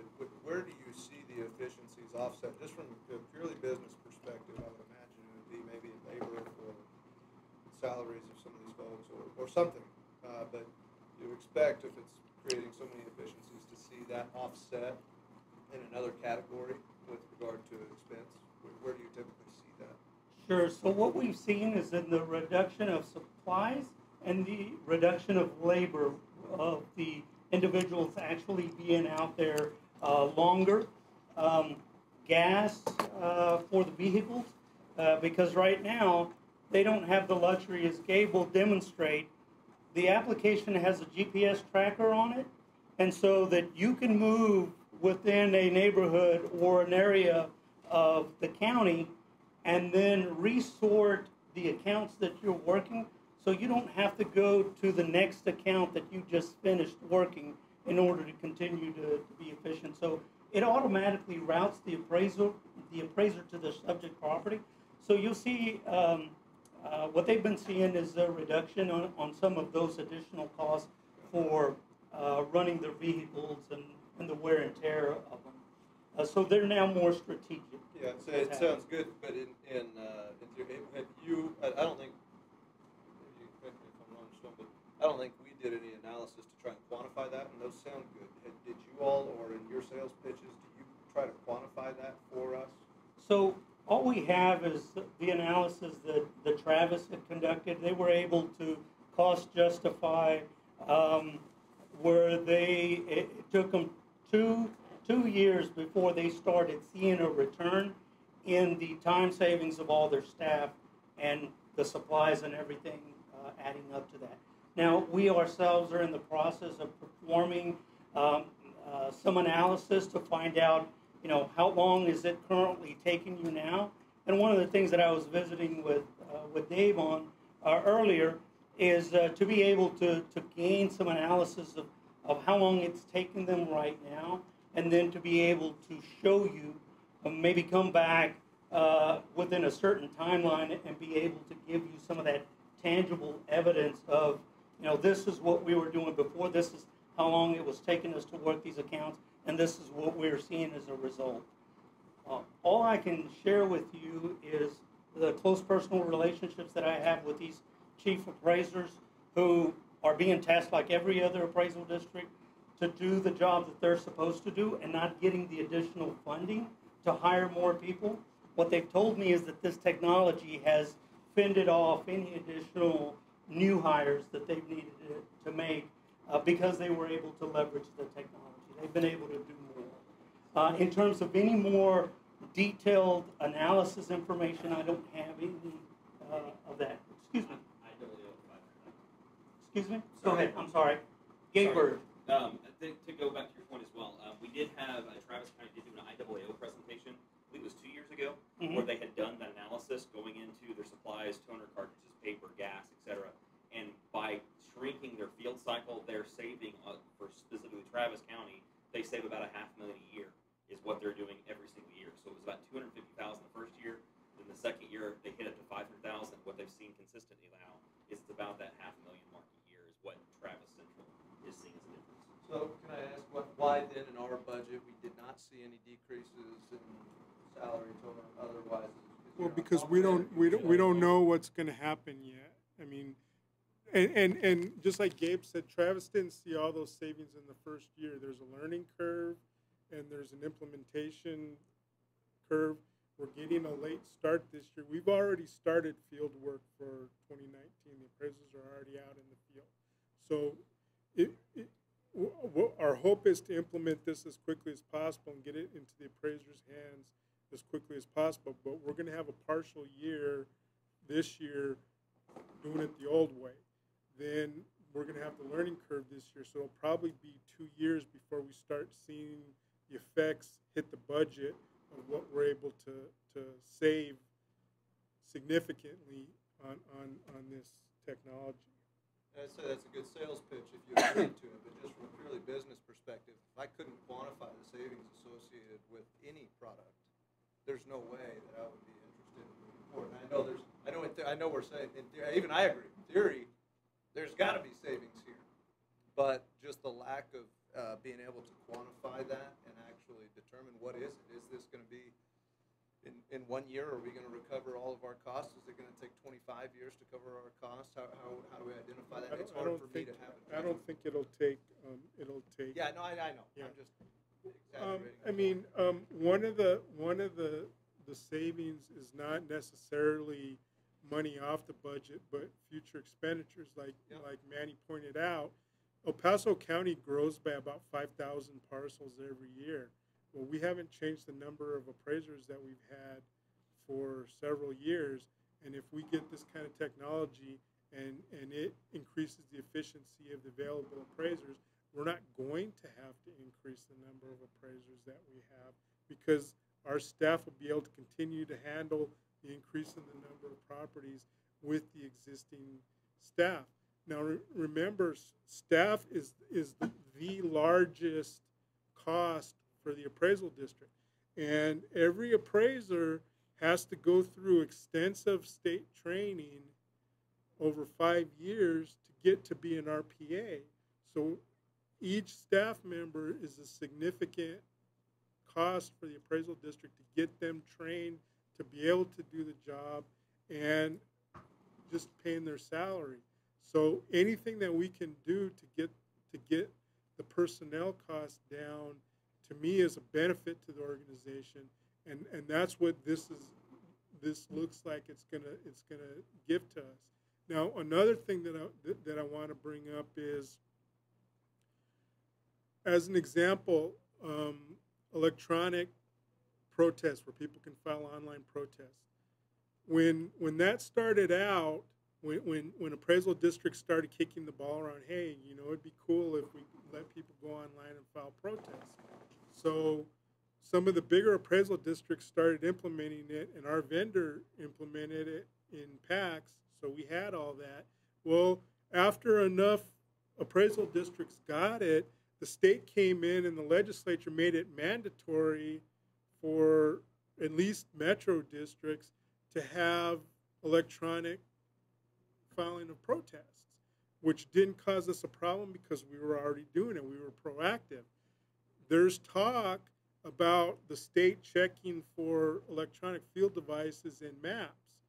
So another reason that we want to look at this is because we feel that it might become a requirement in the future, and it's better for us to get ahead of that now and get it implemented instead of waiting for the comptroller's office to issue a rule or the legislature to pass legislation. We are one of the last large metro districts of Harris Govern's client base that has not implemented mobile computing. Now, we were trying a different route to do it a different way to save money because this is $200,000, and even for our level of government, that's a significant cost. But we had a lot of issues with communications and taking stuff out in the field, and because we were trying to implement it as a remote desktop back to the appraisal district, but we had too many issues with latency on the communications, and it just wasn't working for the appraisers. And we tried for several years to get that up and running, and we were just never able to get the reliability that we needed to actually use it as our primary mode of business. This, like Manny said, this solution is proven. It's 5 years old. People have been using it. The first meeting that I heard about people talking about it, we went to a meeting of users for the PAX software, and everybody started, as soon as the meeting, they started the meeting like, who's got problems and tell us what your problems are. Well, everybody started piling on them about, oh, your mobile thing is doing this, and I wanted to do that, and how come you can't do business personal property yet, and that's what we really want, and they were just pounding on them, and I'm like, well, I guess that was a good idea that we never got into that mobile computing, because it sounds like there's a lot of problems. So I talked to one of the chief appraisers during a break and say, oh, it sounds like you guys have a lot of problems with that mobile computing, right? And she, oh, I would never get rid of mobile computing. It's the greatest thing that we've ever had, and we're increasing our efficiency by leaps and bounds, and yeah, and I understand. I think the tool is very valuable. I don't disagree with that. I'm just saying, for me, it's hard to make sound judgment when you can't monetize it. Leaps and bounds and really good and helpful. It's just hard as a business person for me to be able to make, in my perspective, a sound judgment without being able to monetize it. I think that goes back to the quantification that was given was something around 30% in increase in productivity. What we were told. Which I don't know if you can speak to that, but when you hear 30% increase in productivity but don't see any correlating reduction in costs anywhere, that's a frustrating thing to vote on. Well, and one of the things that we've seen just from our existing clients as well, similar to the conversation you guys are having right now, is more of a soft cost. What I mean by that is you guys, district is going to the board, and they're having to get their values correct, and they have to put this out to the state, and it says, here's what the values are, and of course the taxpayers are upset. They come in for the ARB, and they have the discussion saying, you're wrong, you're right, you're wrong, you're right. What mobile allows you to do is it gives you, what we've been talking about before, it gives you the time. So what happens is instead of taking 6 months to get field work done, now I'm taking 4 months to get field work done. I now have 2 months to analyze my data, verify it, not to mention now all my data is consistent. So it's accurate. I've not done it twice. I've done it one time, and I'm confirming before I ever leave the property that I'm on site, it's accurate and correct. What that gives you the ability to do on the back end now is once I run my value studies, once I run my ratios, I now know that my values are accurate and I have a stable basis to defend that value. So I'm not giving away $2 million or $25 million in ARB states. So now my value dropped because I had to lose my ARB cases. I'm not losing ARB cases. I'm able to sustain county value That way, nothing's getting off on that point. I'm also, rather than looking at, say, 25,000 properties a year, I may be able to look at 30,000, 40,000 properties. So now, the value that I might not have picked up for another year or two, I can pick up that value this year, which again is raising the overall value on the complete that you guys haven't counted. That's another one of the, it's more of a soft cost, but we have seen that with the clients. It just still is hard unless you. Yeah, I want to jump in and kind of agree with Ronnie here. I mean, I hear all of this, and all of this sounds really good and really great, but my concern is, what is the statistical data that's showing us what kind of percentage savings are we going to experience, or what kind of percentage in revenues are we going to? Have you all done those studies with? I mean, I'm hearing Harris County, but that's all I'm hearing. Travis, or yes. Travis County. I think that's important for us to be able to know, to make a decision such as this. You know, what is the result? Sure. The factual result versus the sales saying this is what you could realize, and I get it, and it sounds really good, but what is the factual return on investment that we can expect to gain to expending this kind of money in order to bring this technology in? I mean, I'm very supportive of technology, but I'd like to see that there's a trade-off in we're either increasing revenues or we're decreasing costs to the point that it is a return on investment. And so that's what's missing right now, is some kind of factual data that's saying we can expect this kind of result with the efficiencies we gain. Yeah, we've had chief appraisers that have talked about 20%, 30%, but to your point, I haven't gone back to them and said, show me the underlying data, right?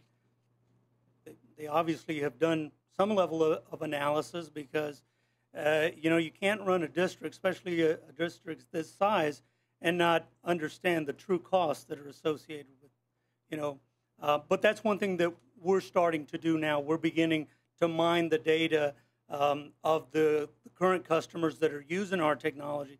One thing we can show you is how many accounts that they've edited during a certain period of time, right?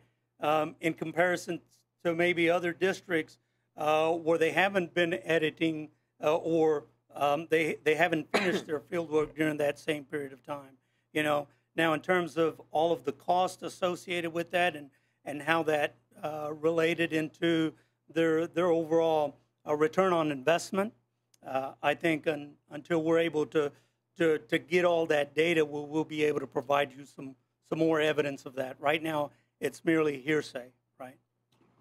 So, Go ahead, you had a question. Oh, Mr. Taylor? yeah, Please. Yes, sir. along the same lines, you use the term investment. What are you selling us? I'm concerned about ownership. What are we buying for the 222? Is this our startup fee? How are we going to be tied to each other in the ownership plane? Sure. So we're licensing the software. So the cost comprises the software licenses for the server and the client licenses for each user, as well as the add-on licenses for advanced mapping, class calculator, and disto integration. We have the technology where it integrates with a laser measuring device, and they can walk around the house and shoot a laser and measure your house and get the sketch of your house without having to put a tape on it, right?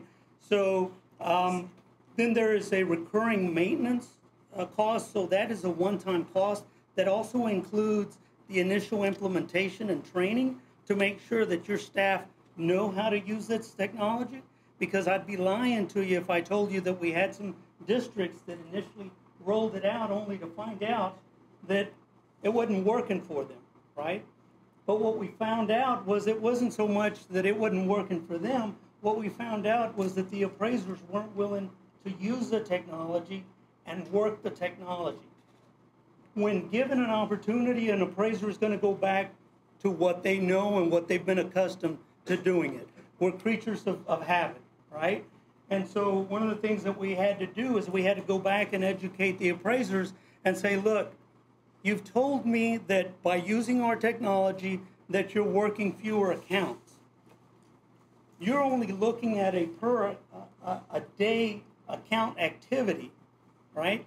You're not looking at the big picture because you're not taking into consideration that it's taking you 3 days to prepare your data just to go out in the field. With our technology, within 15 minutes, you can be on your way out in the field and start doing the data entry. So the appraisers were on the property out in the field longer, working more accounts with this technology than they were. So just common sense alone tells you, all right, well, in that scenario, you know, they've already saved all this amount of time, and they're spending more time in the field capturing, as the data showed, they're capturing more accounts in a shorter amount of time, right? So those appraisers panicked and said, we used to do 50 accounts, now we're doing 20 per day.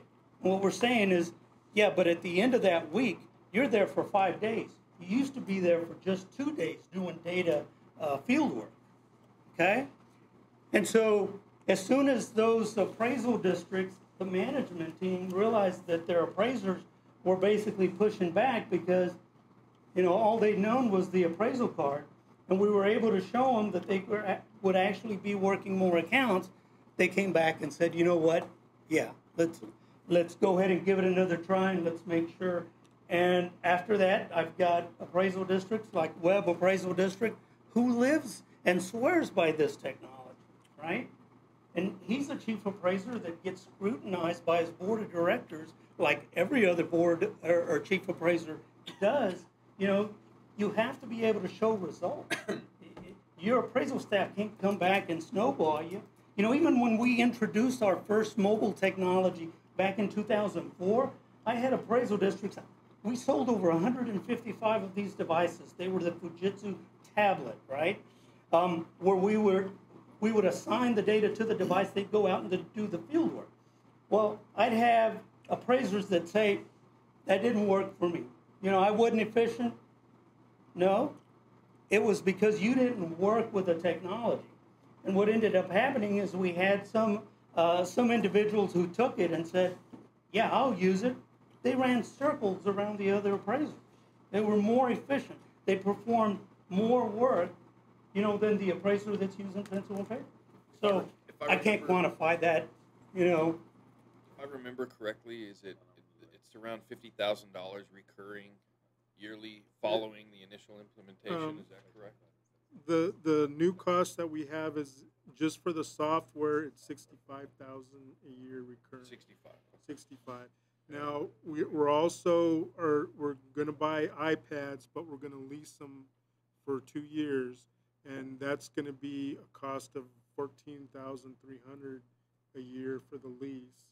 And we also have to contract with Verizon for cellular service, and that's going to be... I saw that today. Was that the first time that we've seen that or no? Because I don't remember seeing the Verizon part. No, we didn't talk about Verizon, but it was in the budget.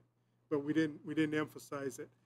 That cost is going to be about $11,400 a year. So those are all going to be recurring costs, but the bulk of it, that $222,000, is just going to be a one-time cost. So except for the what you're 65K. saying, our cost, once we're on the ground running, trained and whatnot, will be about $14,000 a year? No, it'll be about 80. Yeah. 12. What's that? The 65K plus the 14.3. Probably about 90K a year. Oh, 90 a year. That's the lease, the cellular service, and the Mr. recurring software charge. Mr. Gondra? Subscription. How much do we pay an appraiser a year? Let me see. Yeah. What page?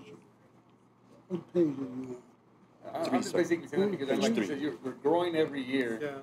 Eventually, we're going to have to start hiring more people. One appraiser for is salary range $45,000 to $64,000 a year. So it's about the cost of one appraiser. I agree with the concept. It makes sense. You know, I mean, it almost makes obvious sense. I'm in the software industry myself, though, and you said you have 135 clients. You know, my advice to you is this can't be the first group that you're getting these questions from. And Harris McGovern, I'm sure, is not a small company. You know, if you're going to walk in here and claim efficiency, cost savings, you know, improved appraisals, you know, because of the accuracy, more time to take data, you got to substantiate it. You know, we have absolutely no reason to move forward with blind faith. If this didn't make so much sense, you know, I wouldn't feel confident moving forward with this. If you came in here and said, you know what, this is the way the industry is going. I understand it's $275,000 in one budget year for startup costs, but this is the way we're moving. You know, you can't afford to keep storing this paper. Everything's going to be computerized, you know, and if that's what you came in here saying, all right, it's $275,000 more, and we have to decide, are we going to spend it or not? But you're claiming efficiency, you're claiming ROI. You know, you as an organization have to be able to substantiate those claims, and if that starts with us, capitalize on it, because we have to be able to quantify that. I would say, you know, the responsibility then now is going to fall on us to make sure that this was a good investment. And I wouldn't walk in without a pro forma. I have a pro forma for every single customer that we make a proposal to that says, all right, you know, your annual startup costs are $275. You're going to break even in year 3, and as long as you continue your agreement with us beyond that, everything is, you know, icing on the top. What version of the software is this that we would be on? It's a release that we currently have on mobile. We use monthly releases. I don't know what the exact ID is on it. It's like a 12-digit ID. It's like 2.34.36.60. I mean, I don't know what that number is. And your service level agreement, what is your maximum downtime?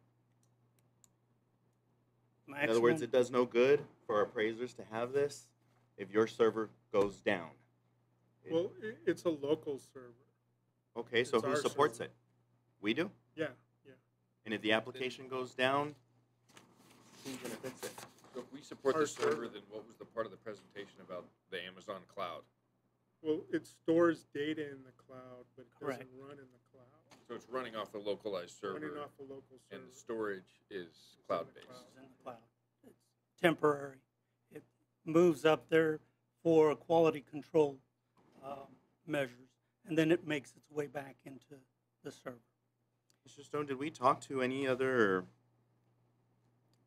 organizations who are currently using this and ask them what their satisfaction with it is, or whether? Yeah, we've talked to some of the other appraisal districts like Travis County, Bexar County, and they all love it. And there are other big metros in the state, and I know, I mean, Dallas and Harris County are not on our software, but they also use field devices too, and our staff has talked to them, and they all tout the advantages and the efficiencies of the field devices.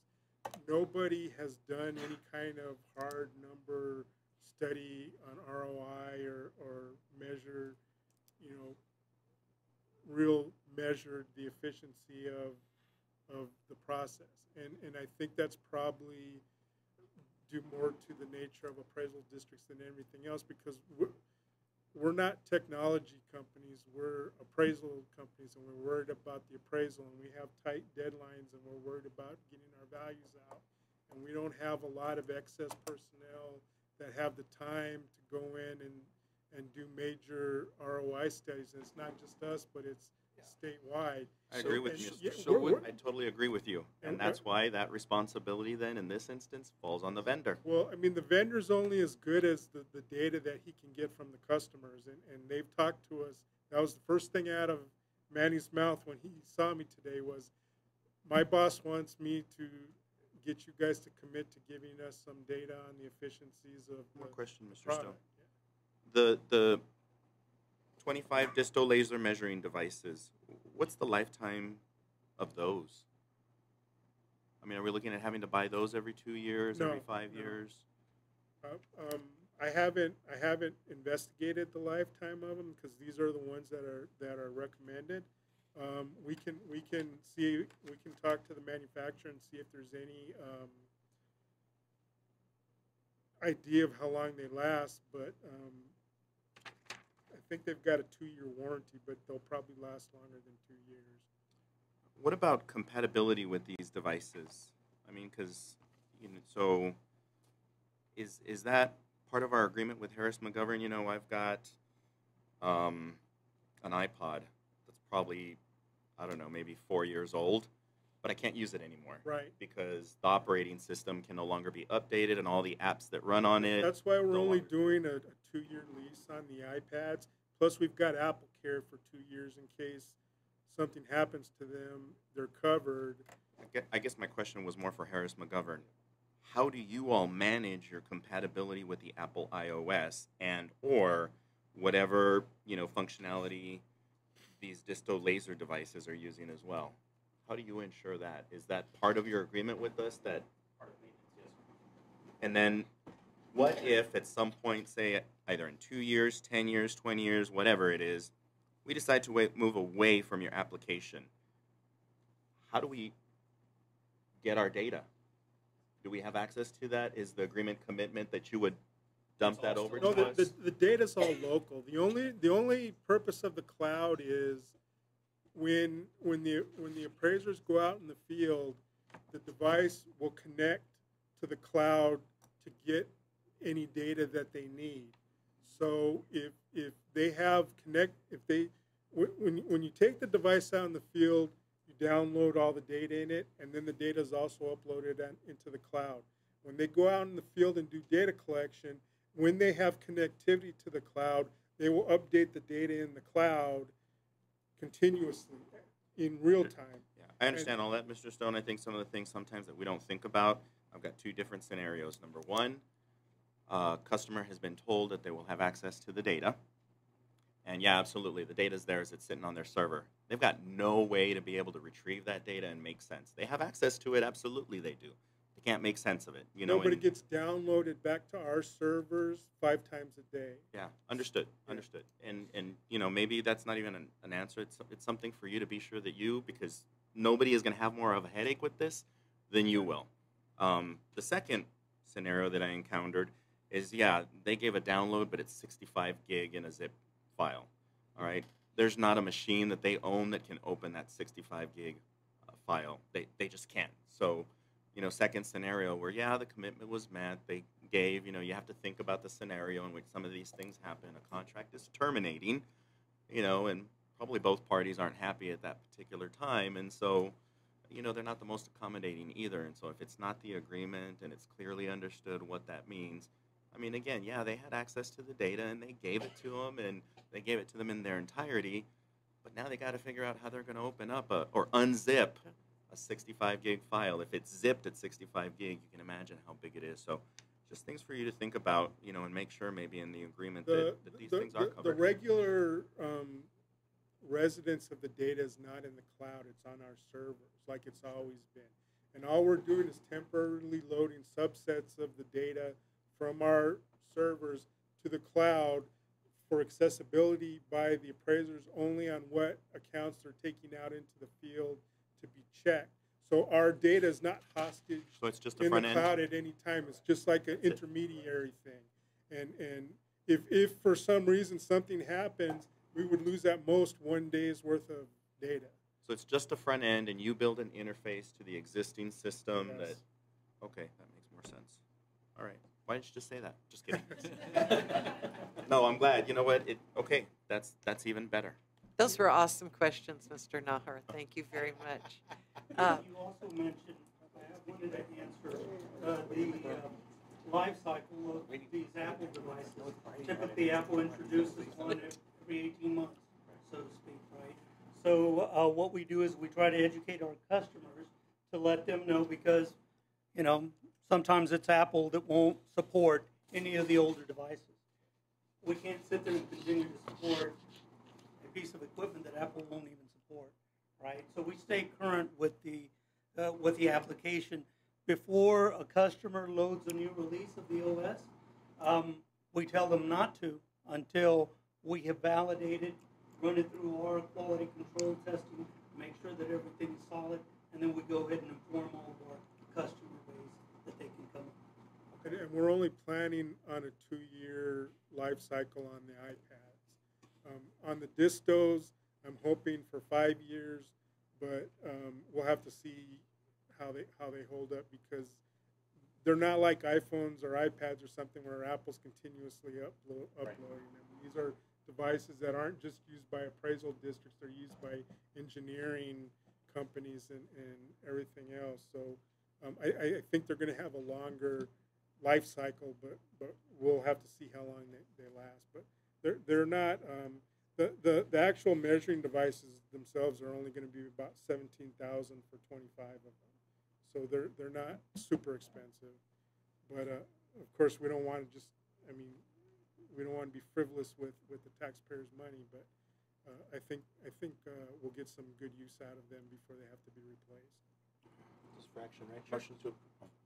So I just kind of had one follow-up question. I think the common theme is that everyone, the entities that we represent, when we come in and we sign a check for this amount of money and have no correlating reduction even in cost, even when that is what's touted, if the efficiency is even in the ballpark of what we think it will be, and again, as a layperson, and I would like to think someone that appreciates and enjoys technology, if this is implemented correctly and the training is done adequately that you all are offering, I cannot possibly see how this would not create a considerable amount of increased productivity. That said, when we all go back to the various places that we represent, would it be totally out of line then that if this is as robust of a product, that there's basically a moratorium placed on hiring any new appraisers other than on a strictly replacement basis due to attrition over the next 24 months that doesn't come to the board? I'm 99% sure that that's going to be the case.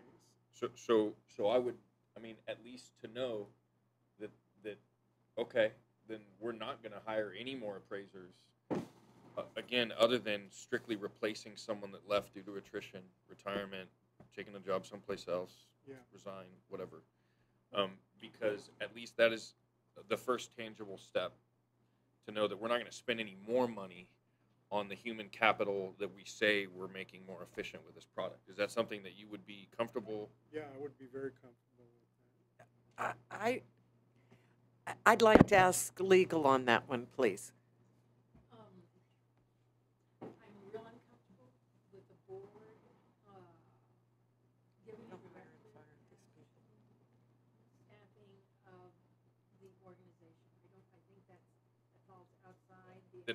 Then I think the board is very uncomfortable with spending $230,000 and another $90,000 per annum with zero data that shows that it's worth it. You're bad. Good for it. Yeah, we didn't get our.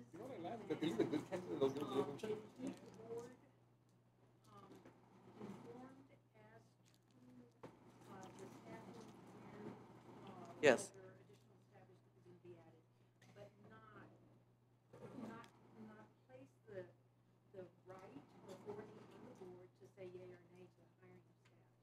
They're trying to give me Snickers because I'm not myself no, right now. it's because that is. We already know in 2019 that we're going to have an increase in appraisers because the budget's already done. Yeah, the budget's and set. Any increase in appraisers would have to go through the budgetary process, and you all control the budget. So when we come to you with the budget next year for 2020, you have absolutely a say in whether or not any new appraisers are going to come on board or increase in the number of appraisers. That is your purview, and you absolutely have control over that. And I am confident enough in this technology that I'm totally comfortable with not asking for new appraisers in 2020. Now, if there's a giant earthquake in El Paso in 2019 and we have thousands of properties get knocked down or something, I might not be able to stick with that, but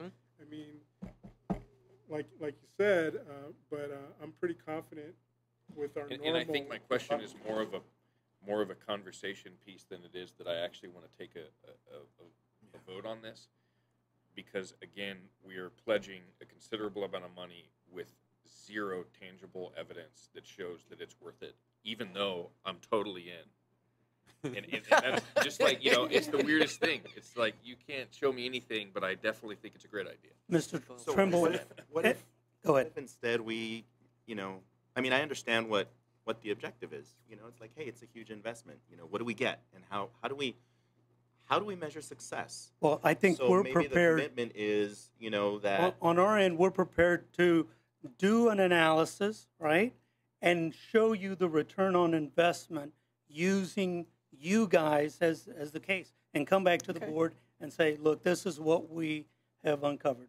At least I visited with Dean DeVilleneuve, who's the executive vice president of our organization, and he indicated, as well as Robert Wood, who is my boss, that would be a commitment that we could make. And that's on our dime because, to your point, and again, I've got such great relationships with some of these districts, but I've never gotten to the point where I said, show me, give me all your data. Let's see that return on investment. And that's shame on me. I should have already done this. But I'm providing you an opportunity to allow us to do just that using you on our dime. Okay, and real quick, who are your main competitors, or do you not have any? There aren't any. That's another concern to me, just as a point of reference. Flat screen TVs 5 years ago cost, or longer than that, maybe 20 years ago, cost a certain amount. Today, pennies. Solar panels, once competition comes into the picture, drives the cost down considerably. I don't know if you all are, if there are any, if any competitors. There are other companies.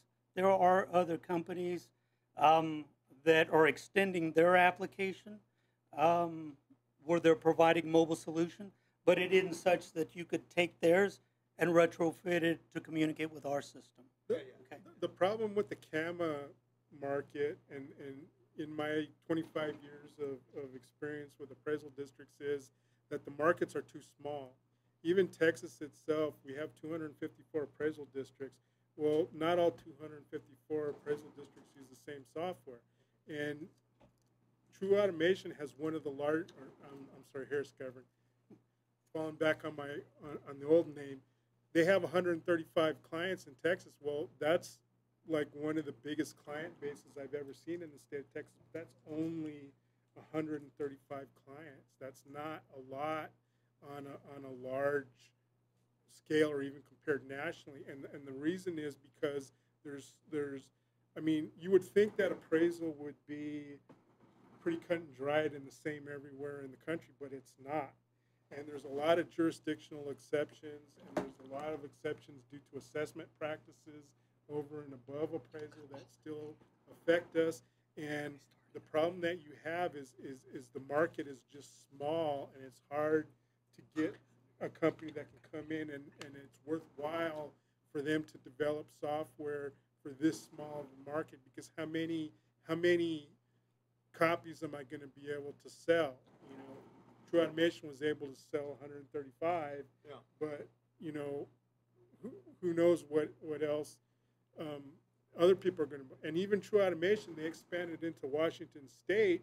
Well, there was so many differences between Washington and Texas that they have a separate set of software for Washington as it is for Texas.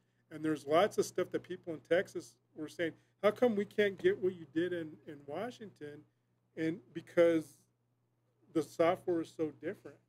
And it's hard to get someone that has the capital that's willing to put it in for such a small market. It's not that big, and there's enough difference between the states that it's hard to get one size fits all software that everybody can use on a national level. Yeah, I would just say these guys are clearly making money, and I think that's good and important. And in any time anybody's making money, there will be people interested in also making money and come up with solutions to try and get the money from these guys.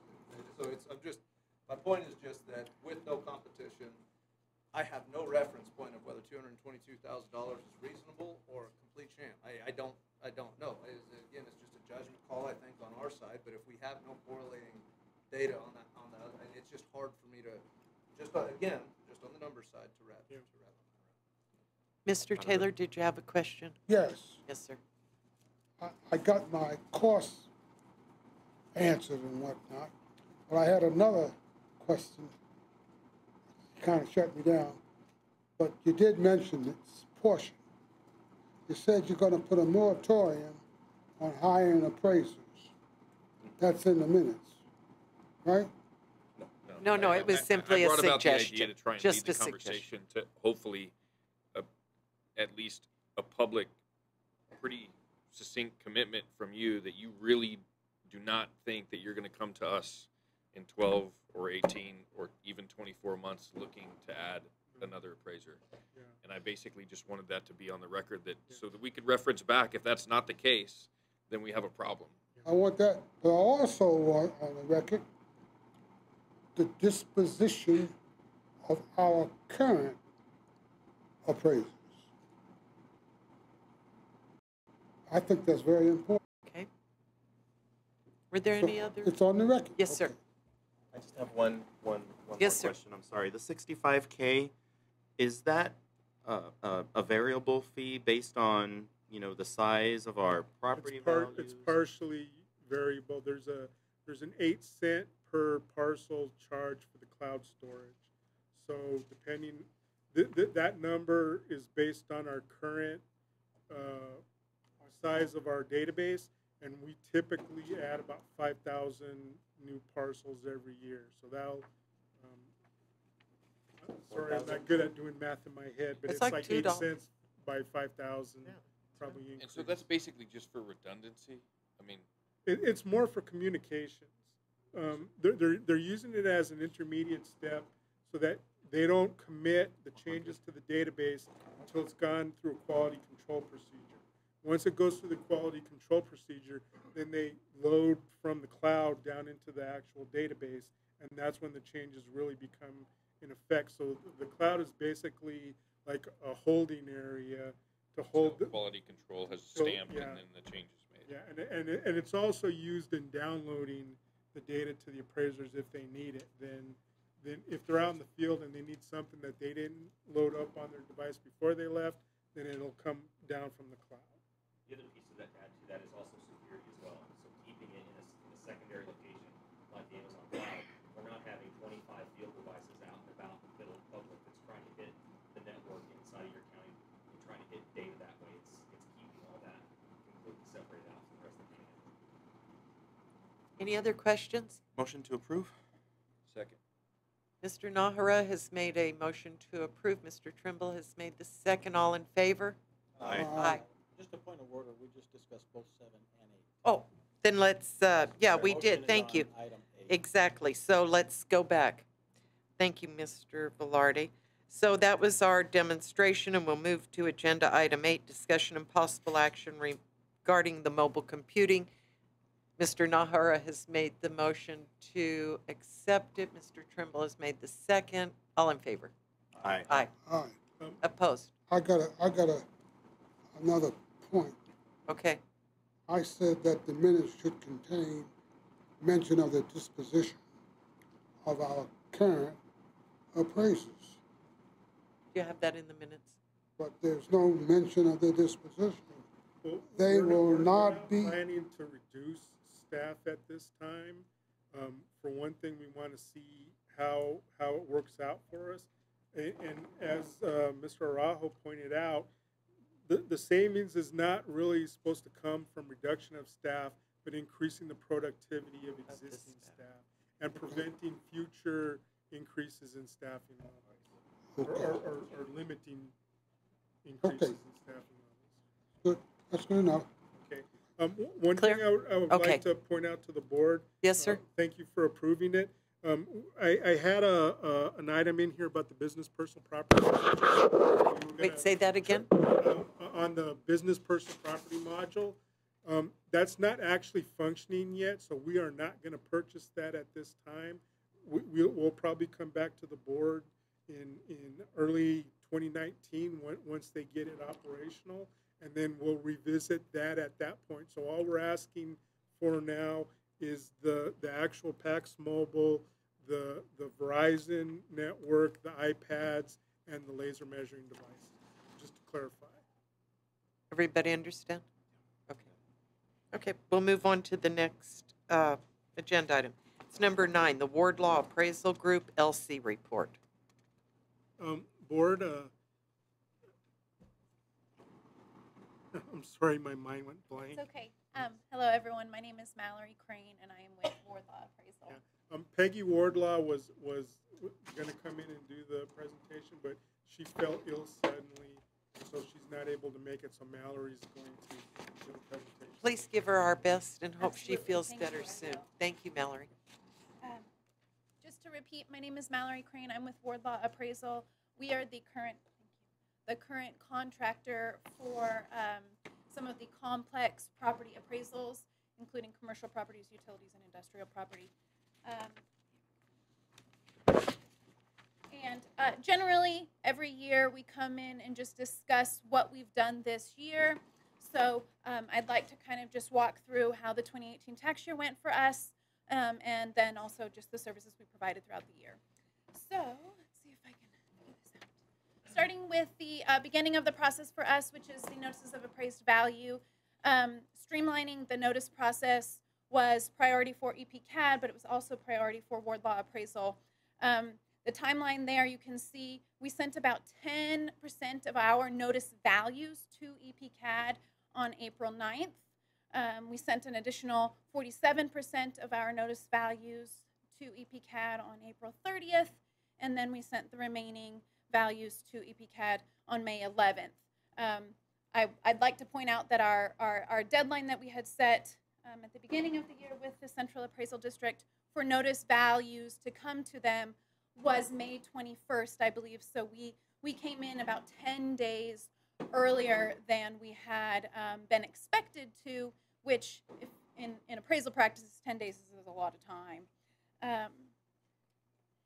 So if we kind of compare and contrast tax year 2017 to tax year 2018, tax year 2017 we had about 224 renditions to work. 2018 we had 245 renditions to work. That's a small increase year over year. We had sent the EPCAD values, the majority of EPCAD values to EPCAD by May 26th for tax year 2017.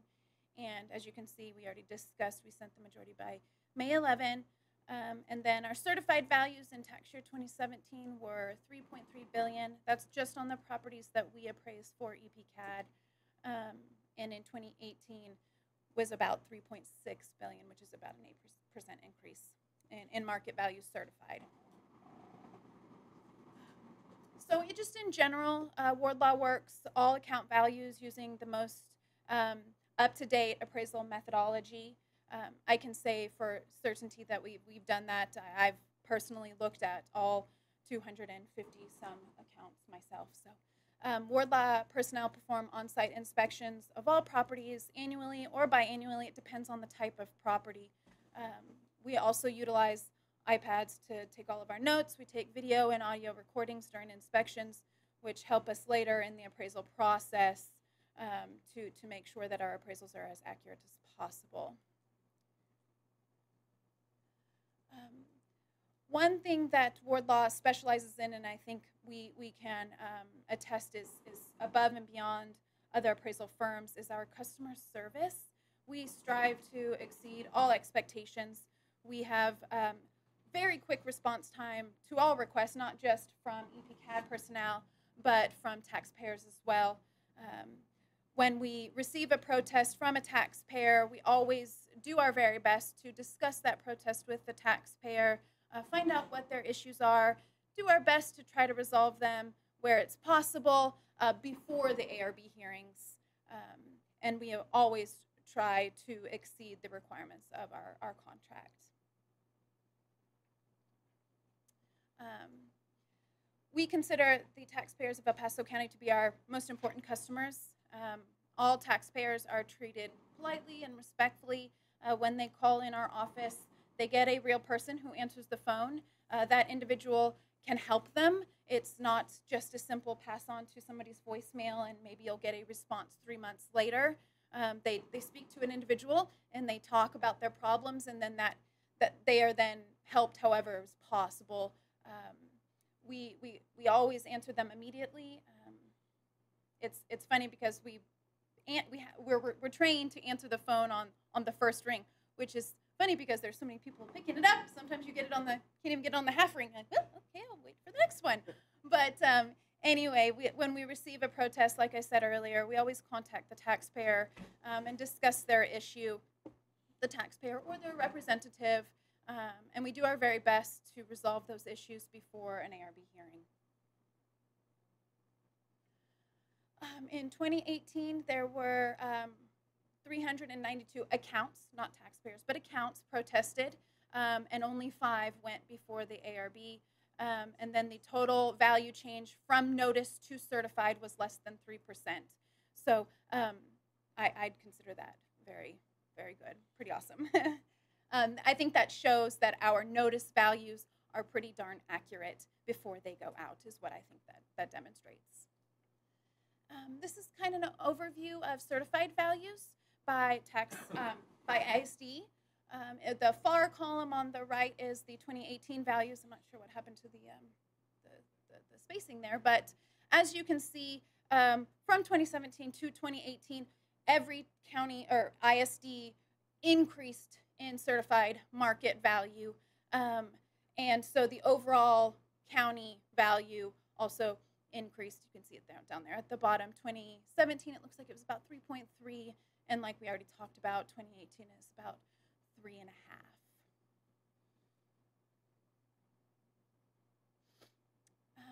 So one of the larger taxpayers in the county is El Paso Electric.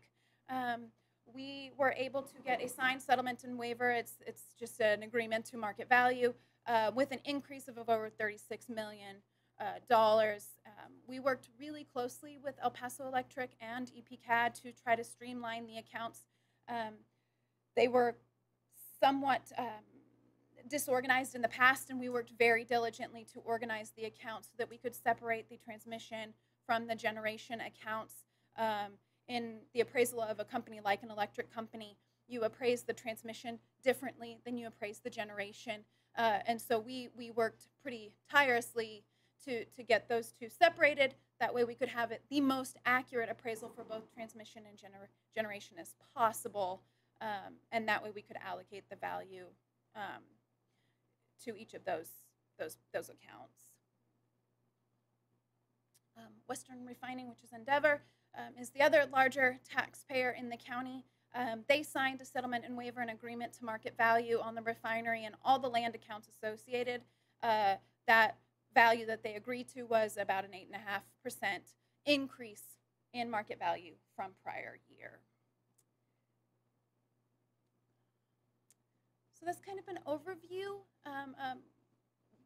a rough idea of what we've done this year. I'd be happy to answer any questions if anybody has any more detailed questions about what we've done. Does anybody have anything? Question? Certainly. Ms. Crane, do you all use the Harris McGovern application? I knew it. Don't. Oh, okay. We have our own appraisal module, and we appraise all of our property within that. You'll be trying to sell it next year? Start that price. I would just like to tell the board, we have a very good working relationship with Wardlaw. As she said, their customer service is excellent. They're always willing to work with us, and we haven't had any problems with them. All of the major taxpayers that they deal with, like the Endeavor, the electric company, the hospitals, they got waivers on everything. We didn't have to go to the board. There's no possibility of litigation. So we've had a very good experience working with them, and we appreciate them. I have a quick question. Yes, sir. So Western sold Endeavor. When Endeavor took over, they weren't going to protest like Western did. Okay. Now Endeavor has sold to, what's the name of the? Marathon. Marathon. Mhm. What are we expecting from Marathon? I don't know that I can even begin to speculate what will happen. The only thing that we can say is Marathon uses the same attorney that Western used when they were suing us every year. So, I mean, I hope the relationship doesn't go back to that, but it's the same attorney. That's all we can address at this point. But at least for this year, we will have no litigation costs for Endeavor because we got a settlement. Look at each other like, yo, yeah. Just mark that one out. The outlet mall? I'm sorry? The outlet mall? They don't do the outlet. We do not. You do not? Okay. Thank you. Any other questions? No. Okay, there's no action to be taken. Thank you very much, Mallory. We appreciate your presentation. And that would take us to our next agenda item, number 10, Taxpayer Liaison Report. Good evening. Board of Directors. My name is Tracy Carter. I'm the Taxpayer Liaison Officer. I just wanted to let you know that ARB had finished with their timely protest hearings on August the 3rd.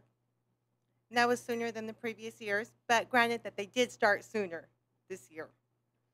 And in the blue folder that I provided with you all, these are all the comment sheets that I received from property owners. And I did a percentage for you on the excellent, good, fair, and poor based on only 22 comment sheets. I am going to receive the state comptroller's survey usually at the end of January. And right now, we currently have 984 surveys that were done from the property owners to the state comptroller's office.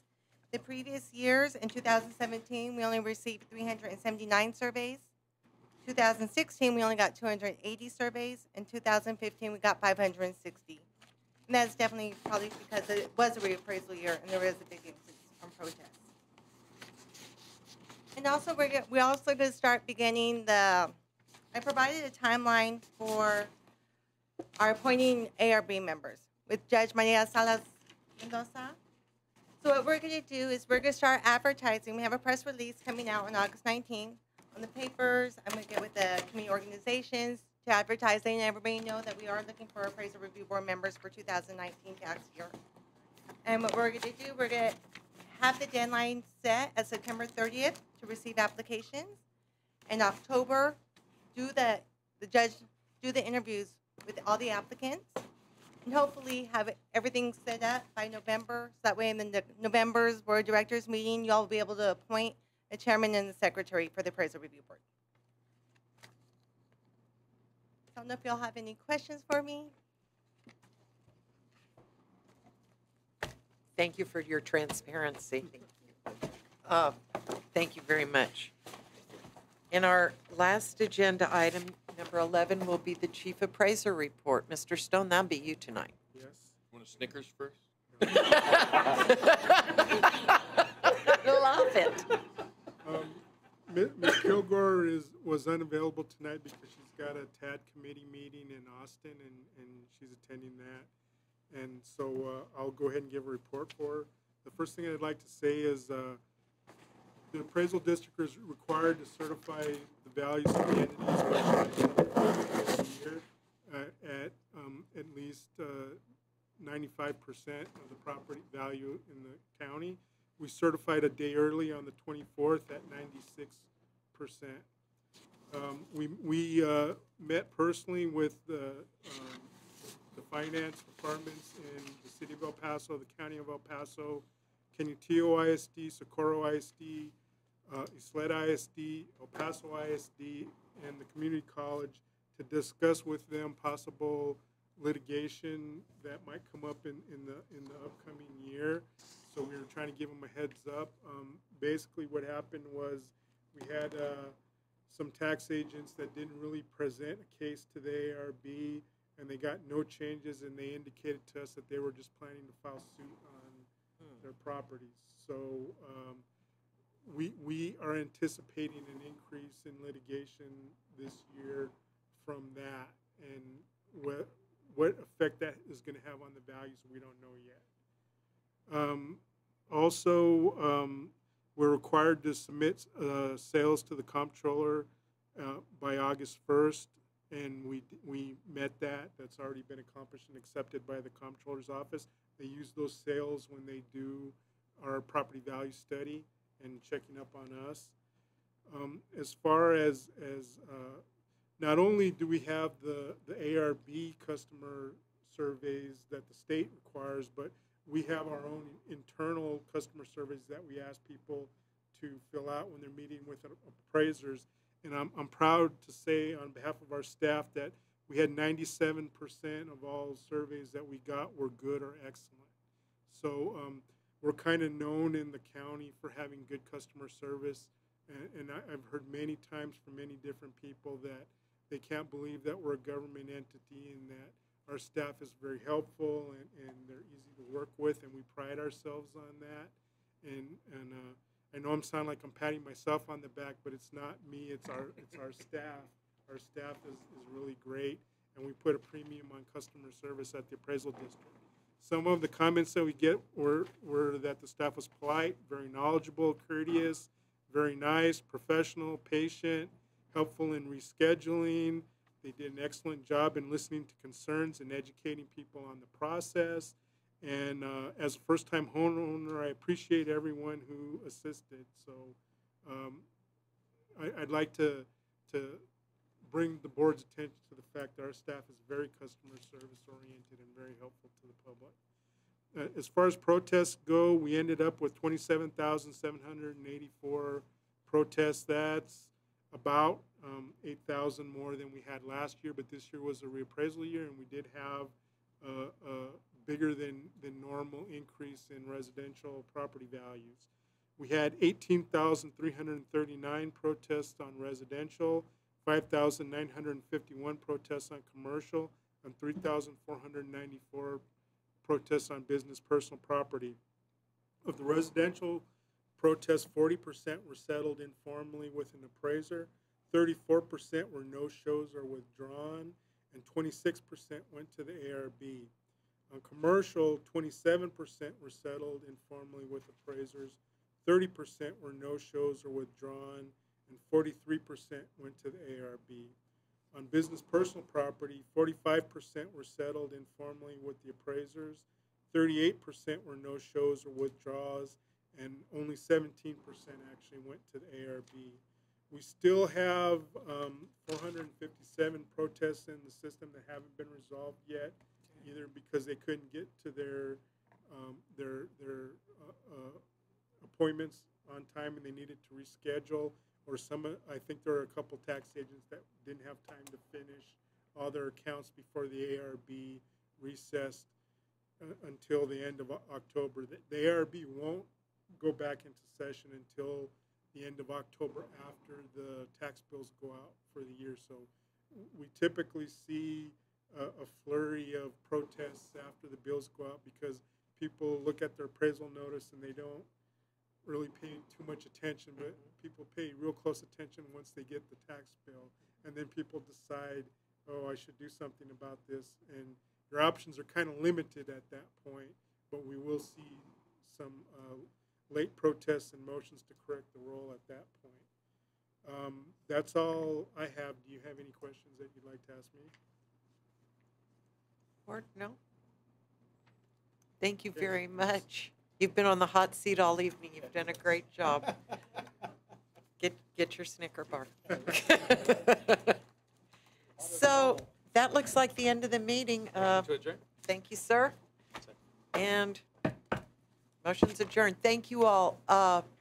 Next meeting. It is now, looks like 8:53. 7:53. Oh, I'm so sorry, 7:53. Like, You were thinking, dang, we were here a long time. 7:53 and the meeting is adjourned. Thank you very much.